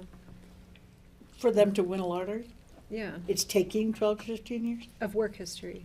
That's the average? Yeah, I believe what so. we- That's But- what was presented. yeah, that's hard to say if that's because they weren't ready to buy for the first 7 Right. years or not, you know, I mean. I guess what I'm saying is we're making it harder to even get to 12 to 15 Yeah, I years, agree. right? For sure. Can I just quickly say something? I really like the idea of increasing the rents rather than necessarily moving categories or doing anything else, because if somebody's making $175,000, they can't afford to buy a place in Aspen, but they can afford to pay rent. And since we are trying to provide housing for people who can't afford things, the more income that we can generate through the people who are already in there, the more opportunities we're going to have for other people. So I would love to have us really look carefully at that, especially just, I think, waiting 2 years for somebody to requalify and then expecting that they're going to make less money. That's crazy to expect them to make less money. Nobody wants to make less money, you know? And so I just think we should really look at ways to have increased rent, at least solve 70% of the problem or some of the problem. And I don't think that it's reasonable at all for us to have an expectation that somebody's going to requalify by making less money. I mean, that's so out of sync with reality, I think. The only way is if they added a dependent. What? If they ended up having one, if they ended up adding a dependent, then It would be They the can same get- amount they of can money, make but it more would be a money. lower category, yeah.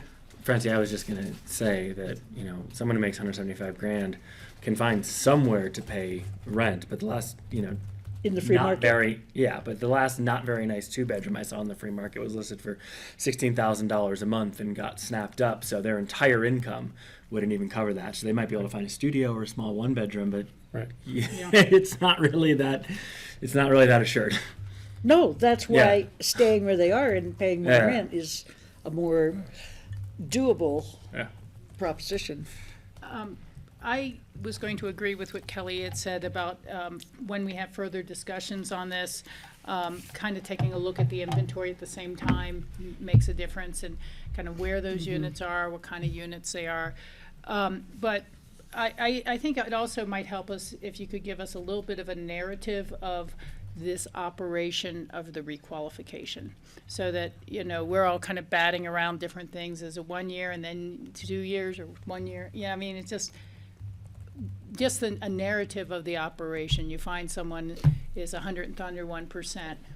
What does that mean to them going forward? Do they know, you know, I can, you know, just kind of the narrative of the operation as well when we discuss this again. Okay. Under current and then proposed. Yeah. Okay. Yeah. So that way you can kind of think it through as well, that we're not creating a 3-year safe landing for someone, you know, at least a couple years. Yes, I can do that, but, you know, we either find new units that we can, older units that we already have, that we can start calling category 5s and up the income level for those people, or other alternatives. Okay. And we might all understand it better. Okay. Anything else before we move on? Okay, next one, in complex priority.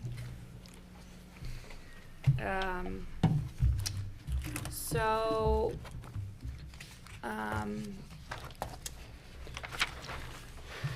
this is kind of twofold. So an owner only qualifies for in-complex after they've already owned for 1 year. That's current rule. Current rule is also if they own a single-family home, they don't have in-complex priority for another single-family home. And then what we're proposing adding is that an owner will not receive in-complex priority for a unit with the same size based upon the number of bedrooms that they already own. And so the only way that you would be able to do an in-complex is if you were either readdressing household size. So for example, if there's 4 people in a 1-bedroom and you're trying to do an in-complex bid for a 2-bedroom, or that's addressing a household size occupancy. The other option would be if you're trying to move from a 2-story to a 1-story unit. So if you have a 2-bedroom that's 2 stories, but you want to move to a 2-bedroom that's 1 story, that would be okay. What we have seen recently is some in-complex bids from folks that are bidding on a unit that has had tons of capital improvements and is a really nice unit, and the unit that they're leaving, they just haven't touched. And so that's not necessarily what the purpose of the in-complex bid was from a historical perspective. It was to allow growth within a neighborhood and to maintain your neighbors and kind of that community base, and to allow you to either grow or to downsize as you want, but within your community. But what we're seeing is folks just trying to get a nicer unit, which is not which is what staff believes is not the intention. You might all feel differently. So we wanted to talk about that. Happy to answer any questions about that. Kelly? I guess just one of my reactions a little bit is, when you sell your home, your equity is like in your pocket, So people are using that equity to pay for what is probably a more highly appreciated, like they're buying the same composition unit at a more expensive price than they bought their original one, with the equity that they earned over time, rather than maybe knowing how to get that equity to put into improvements in the unit that they're in. So, I don't know, perhaps we have some opportunity there for educating people on how they might go about doing that. It's a great point. Rachel? I think that what you've outlined makes sense.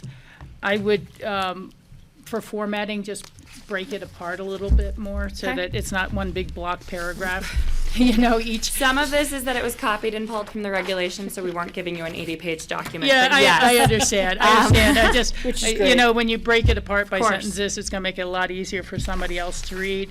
And it's not just moving to a one-story because you'd like it better. It's because of disability or mobility issues. Yeah. Okay.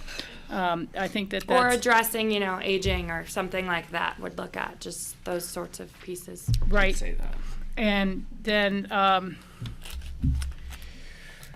what was the other thing here?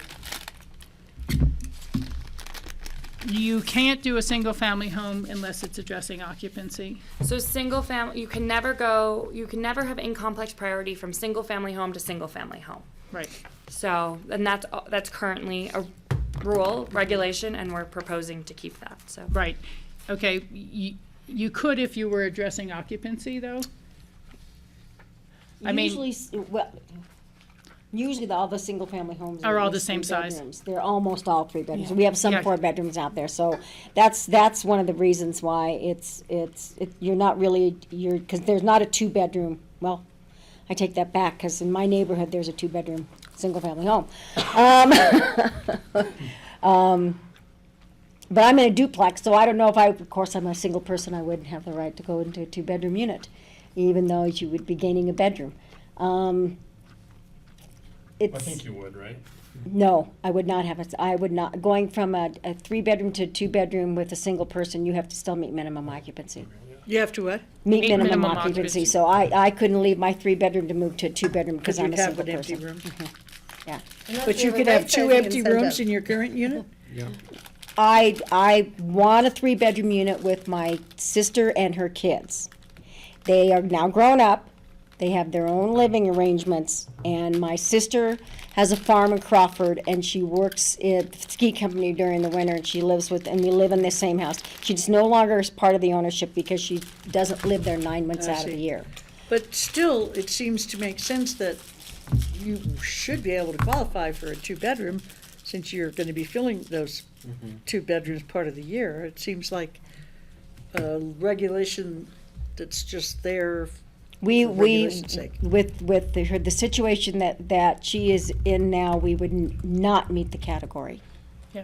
Wow, She owns a ranch in Crawford. I see, so, yeah. Well, what's the old saying? Bad cases make for bad law.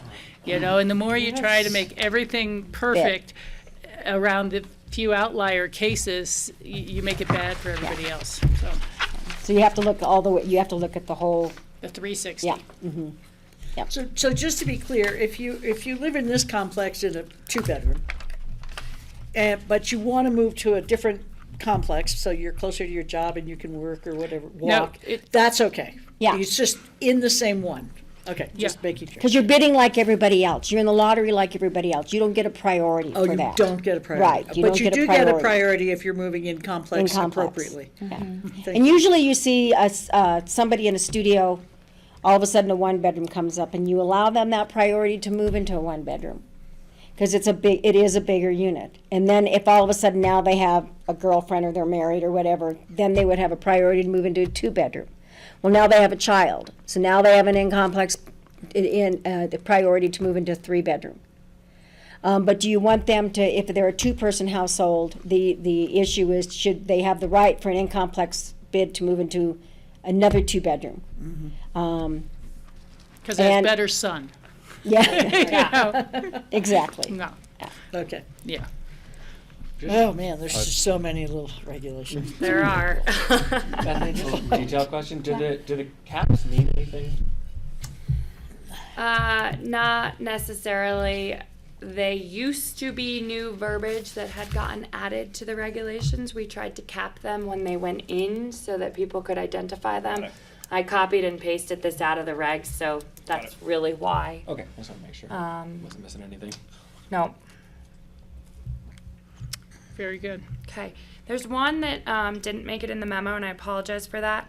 And it's likely because we haven't necessarily written all the regs changes for it. We would like. We were missing. Exactly. We would like to require 1 year of ownership before someone's allowed to bid again. We recently had someone that should be buying some lottery tickets, but won really close together 2 units, and is taking the new unit that they just won. And we've got some very frustrated phone calls from the number 2 bidder, the number 2 lottery winners on the previous lottery, because they lost out and someone's switching after just a few months to a brand new unit. So I know bad cases, and we don't want to make changes based upon 1 or 2 things, but we do think there is some equity to requiring ownership of at least a year before you're allowed to start bidding again, unless it's for changing occupancy. Right. But that can be up for debate too. I mean, some people.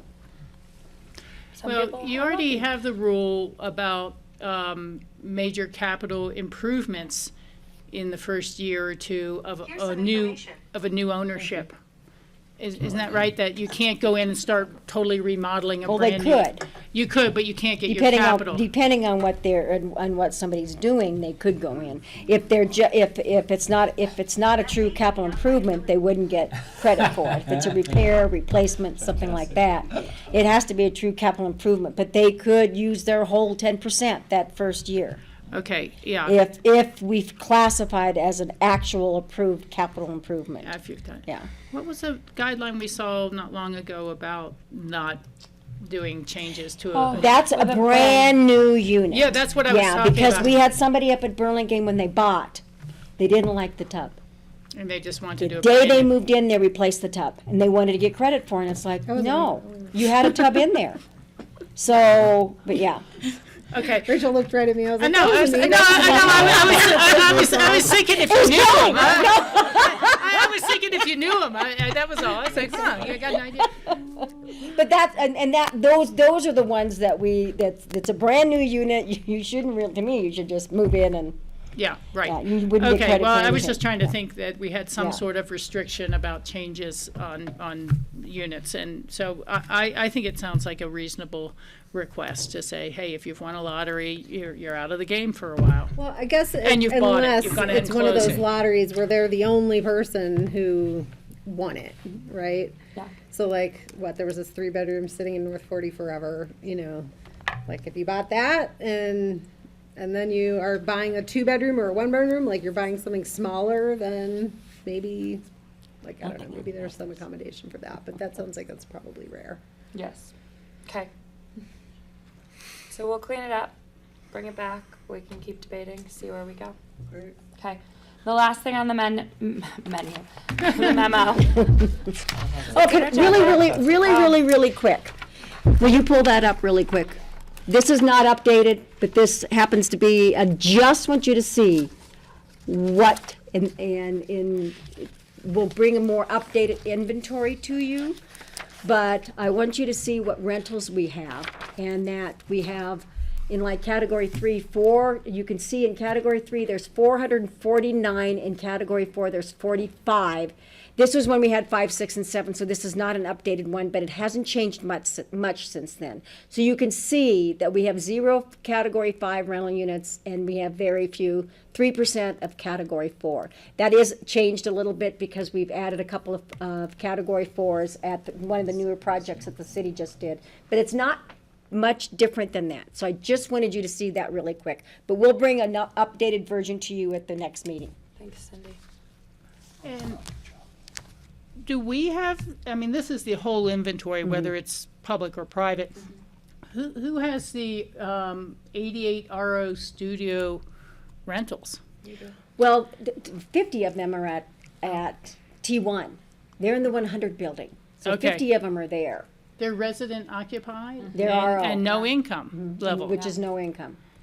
But and the rent is one of the cheapest rents around. Yeah, I was gonna say. that's Yeah, we weird, don't right? charge the maximum rent that we can. No. But we have a lot of, right now, we have quite a few retired people that are living in because their retirement was so Yeah. was high that they were able to get into the RO units. Okay, so those are RO units that if we had more, these people who are at 150% of AMI could move up and into, If they were available. or if they were available, or if other units were reclassified that Yeah. way. And if a studio would work for their family. Right, yeah.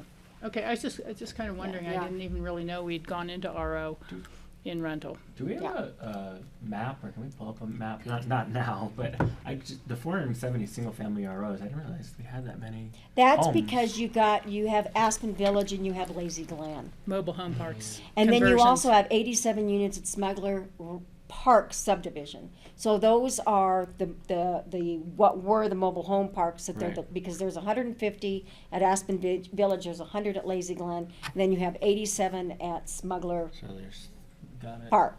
Got it. There's still 120 other homes out there. Yeah, Which is yeah. a lot more. Well, than you I have would've- North 40 North that's RO. It's like- Yeah. We have up Williams Ranch, there's some RO up there, so there's scattered ROs all around to take you up to that. Yeah. They generally have been conversion projects, such as the mobile home parks, or. The majority have been. yeah. Or part of a developer's pro forma. What is a conversion project? Do we have a Well, map? it used to be space Yeah, We rent do. If you go on our at the mobile website, home park, and Yeah. now it's Okay. land Through the ownership, city, so they were the converted to land ownership. That was part of the partnership that made them all Oh, right. right. Yeah, That was kinda. so quick. Oh, I'm wow. impressed. So that's the. That was amazing. Wow. We have a lot of this stuff on our website, as you can see. We just have to update some of the stuff on our website. I have a question for the city members. Why is Aspen such a weird shape?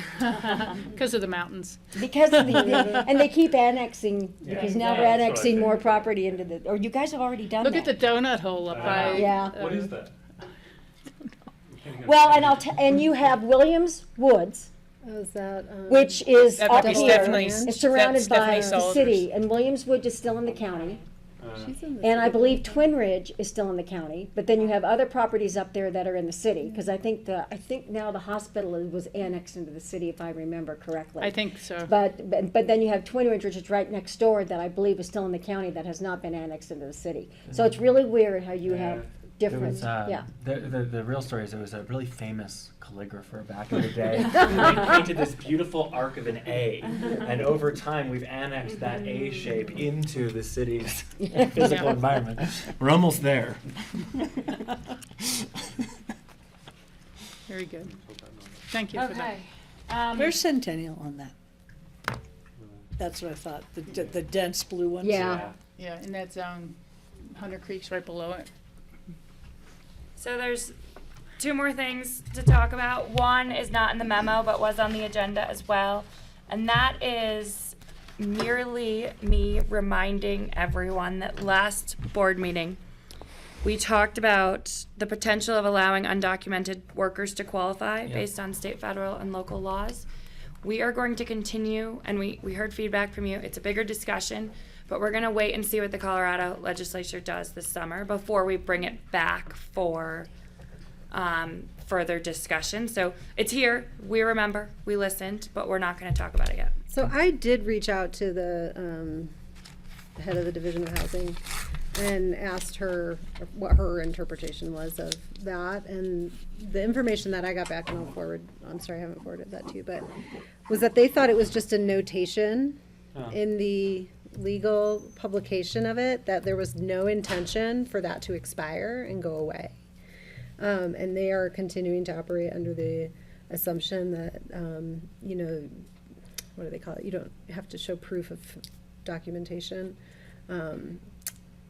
as part of their programs moving forward. Like, they aren't operating that anything sunsets in July. Okay. So if you could forward that to us, we'll take a look at it. We'll get it to Tom, and then I think that's a bigger discussion topic Yeah. too, about whether you want to make that switch. So Yeah. Yeah, I appreciate that so much, because one of my bigger concerns was, you know, allowing someone in, and then we have a change of Congress in January of next year, and suddenly it's not allowed, and you're in that middle of move out, move in, based on federal turbulence. great. Okay, and then the last thing is a fine cleanup update. So on page 19 of the packet, I believe, or 18, I think 18, we have a cleaned up version of the schedule of fines that was adopted on March 1st, 2020. If something is deleted, it's because it exists elsewhere in the table. There was a few that were deleted due to city and county land use code. It's in the land use code for the city and the county, so APCHA doesn't really have a enforcement right. If the enforcement came down, it would be from the city or county. And then how this was originally set up was that if you flip to page 19, thanks Maddie, you're already there, we had all these carryovers from stage 1 that was in the green at the top. But if you scroll down a little, or actually line 10 says failure to cure a stage 1 violation. So they're just redundant. So we were being a little redundant. So it's a cleanup. Nothing's changing. And we're not adding, we haven't added anything. We haven't had a case that I've looked at and said, I don't have a line of a fine for. But it's just a cleanup to make it a little bit more user friendly. Great. And the same with each of the next The rungs. same with each of the next, yeah, stage 3, 4, and 5. Thank you for that.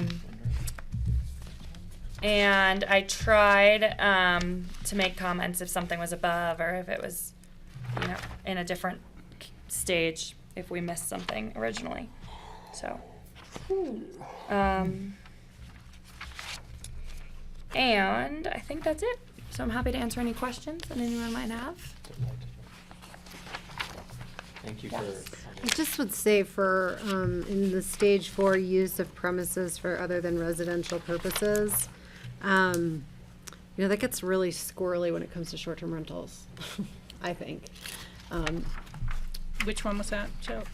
Stage 4 I violation. think line 10, is that what you're talking about? Because we may have language in our city and land use code about, you know, short-term rentals, and we find it's really difficult to enforce on it using the land use code, and that's part of our justification for pursuing licensing.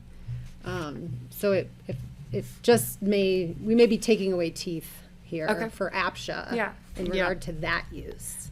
That's So, a and- good and If we're we relying have, on the land use code. In stage 5, line 15 is rental of all or part of unit in violation of the deed restriction and or regulations. So that's our teeth for short-term rental. Okay. Actually, there's about 5 or 6 of these in here for teeth for short-term rental in the 5,000 or 6,000 Okay. That's fine. area. But Yeah. that's a great comment, and we can leave it in. It's not hurting anything by being in here. It's just APCHA's teeth to enforce Yeah, it's number 15 on the. land use Yeah, yeah. code doesn't. I didn't quite get that part. It's Thank like you. that. Just asking about this, Bethany. Yeah. The one thing I think we had said was that even with all the fines, it doesn't mean that eviction might not be a final cure. Correct. And so do we need to footnote that on the It's in the fine schedule? Nope, it's in the regulations themselves, and the regulations refer to the fine schedule, and it can be, and I don't want to, it can be an and, so you could be fined and yeah. you could be, or it could be just a forced, a forced Sale. sale or an eviction Okay, if as it's long a as we rental. don't, you feel comfortable, we don't need it on this page as well, No. somewhere. Okay, thank you. And just so you know, when we do issue a notice violation, I might list 15 of these different ones and say, these are the fines that you might be eligible for, and it could be 5 or 6 in stage 5, and Yeah, a couple yeah. depending on what it is. So Yeah. we'd rather have it all in. It might not be what the end game is if it is Sure, a sure, fine, yeah. but at least it's in there from the notice of violation. So How often do you assess fines? we have actually only assessed a fine once since this went into play. Mick Ireland has to, or Our Mick hearing Ireland officer. or the hearing officer, he is one of our 2 hearing officers, has to rule on it to put it into play. But we always mention it in the notice violation. And as we said not last week, but 2 weeks ago, there's a lot of folks complying, and so they're not getting a fine. They're getting the notice of violation, and they're agreeing and either selling the unit or, Wow. doing what they need to do. So it's working as it should. There's some fear to it. It's certainly good though to have in place. Yeah. Very good. Okay, we'll move to the Board of Directors comments. Francie. So I did go and look at the Phoenix House factory in Grand Junction, and it was really interesting, really interesting. Their walls are 70, and they are between the frame of the walls. They have.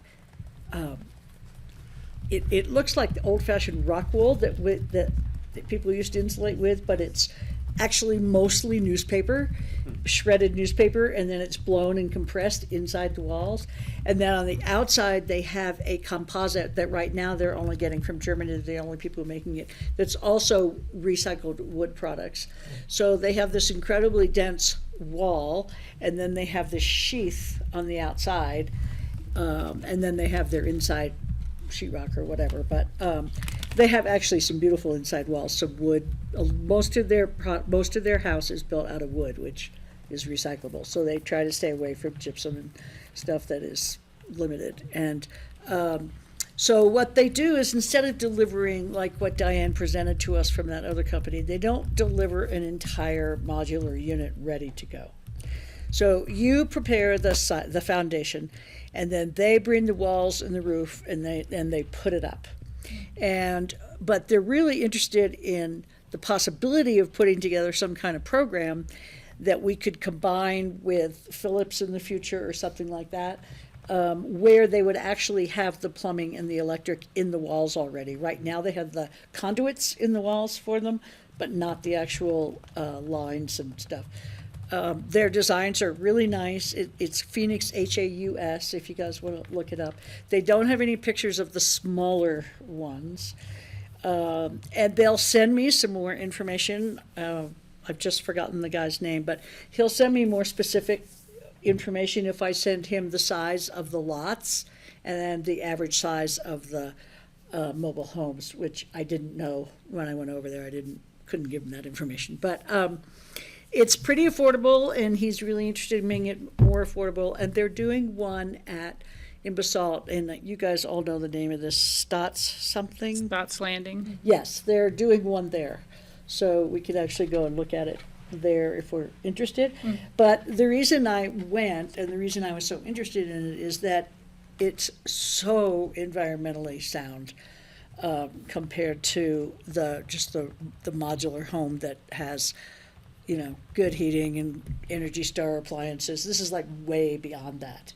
And as I've said many times, I think it's incumbent on us to look at these things that are way out there on the cutting edge of construction if we're actually going to do something like this at Woody Creek. And, a lot of their units are like 2-story.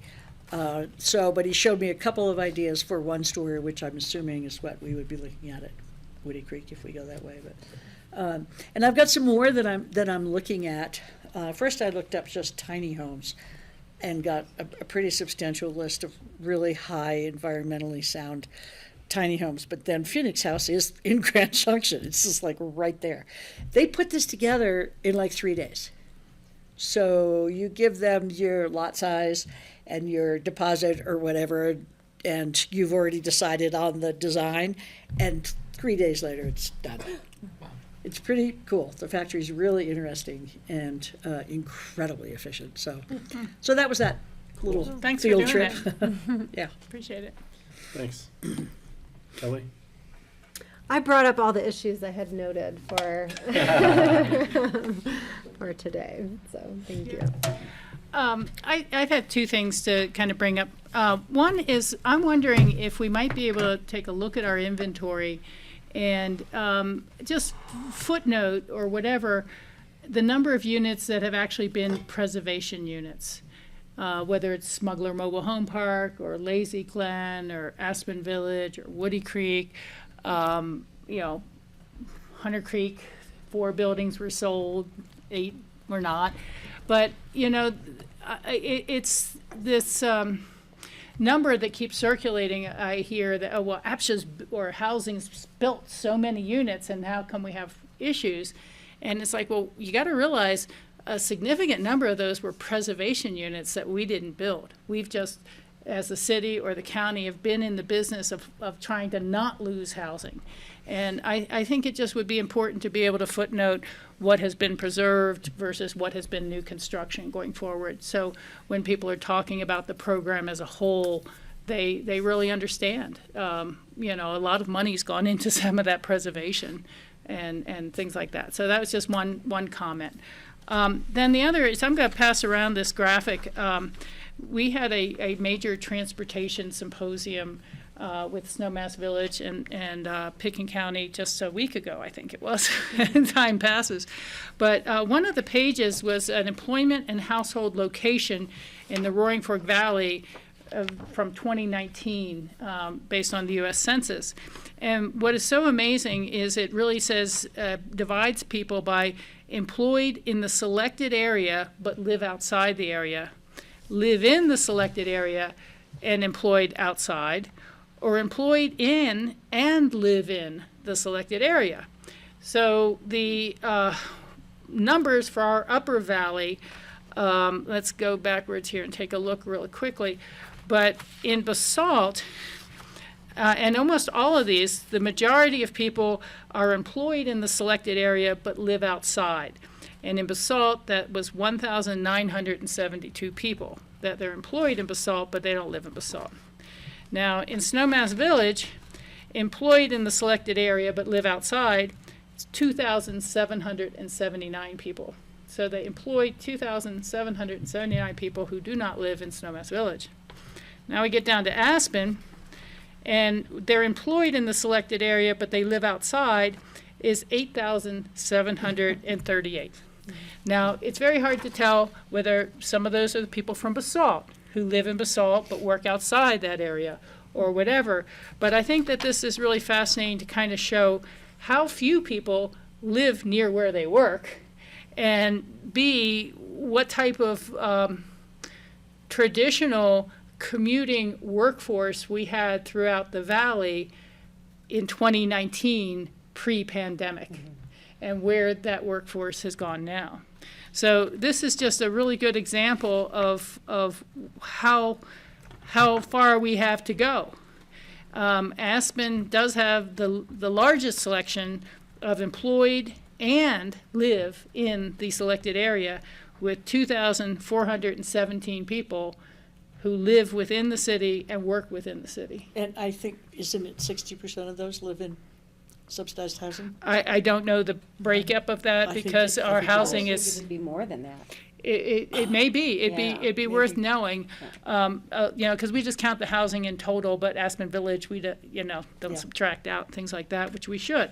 So anyhow, I'm gonna pass this around, but for me, at that meeting, it was part of what does our BRT system and our bus rapid transit system need to do in the future. Who's it really going to be moving, and where are they going to move to, on their daily commute?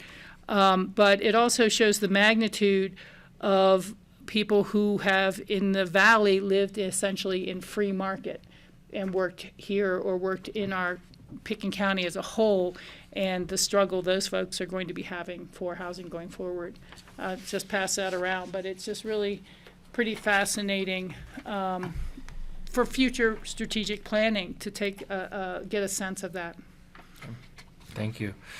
I've seen the numbers in the reports, but it's fascinating to see it visual. And this is, I think, for me, why that regional collaboration is so important, is to, over time and together, figure out how to take these Venn diagrams and start to squeeze them so people can live where they work for all the reasons around environment, quality of life, community Well, makeup. but and some the might rest of not. it. There's If they also a want lot to. of reverse commuting, right, in a household. There So can be. you might live in Basalt and have one person work in Glenwood and one person work in Aspen, and they are still going to want to live in Basalt. Yeah. I'm just saying, like, Right. to get into a condition where across the valley more people can live where they work. The only thing I wanted to say, so I keep an eye on the real estate listings for that naturally occurring free market affordable, just to just remind ourselves of who we really need to serve to maintain a full lived-in community. There is, for the first time in a long time, a property under $1 million available in Aspen. Oh, really? Yes, there is. It is $850,000. It is 270 square feet. It is in a basement. It is not recently renovated or nice by any normal standard. It has a very nice kind of Walmart-esque plastic bathtub and a kitchen countertop that's about the size of here to Carson. That's Formica. And And it runs for $3,000 a night. And so after before HOA dues or taxes, your mortgage, if you happen to put down $150,000 or thereabouts, is going to be about $6,000 a month. So at that 30% number, if you want to live in a 270 square foot studio and you happen to earn $250,000 or more, this is for you. If you want a bigger space or not, APCHA is your only chance or bust. Or STR. Yeah, but I just, in terms of In reality. who we're Well, serving, right? is- A workforce doesn't live in an STR. Right. I mean, No, but you're this talking is about free someone, market. Yeah. someone buying it for that You're purpose. saying someone to buy it for That's that what I'm purpose. saying. Okay. That's Right. what will happen with something Yeah. like that. That's right. Yeah, but just it's just a reminder that while we talk about category 1 and 2, and we want to serve the lowest rung, if we want to have any professionals in this community whatsoever, we also need higher category units. Yep. I think that I am the only person on the board that owns a free market piece of property. Isn't that correct? No, well, on the board, Do you? on the board, On the board. that owns. It's amazing, and it's because I live down valley. I think I'm the only one who runs. It's you and me, Skip. It's not for lack of trying, I'll tell you that, Francie. Yeah. Yeah, one day, maybe 15 years from now. David. Nothing at this point. Fascinating topics, and I think we're really achieving a lot here. It's very, I don't know how many people could sit through these meetings and enjoy them as much as we do. But, We can't all be sick. it's good stuff. Well, Megan does. Right. Do you enjoy them, though? That's Megan, the do you enjoy qualifier. these meetings, or are you just tortured? She's paid to be here. Come on, let's be real. And I have nothing to add, so with that, take a motion to adjourn. I'd make a motion to adjourn the I'll meeting. second. Thank you. We have a motion and roll call vote. David, Yes. Carson, Rachel, Yes. and Kelly. Yes. Hey, and thanks to Cindy and Bethany and both for bringing these issues forward for us to begin to look at them. Really appreciate it. And for having such great information at hand at all That's times. really amazing. Go home track. You guys are amazing. Yeah. Cool. Recording stopped. All right, go send. You're trying to get by me.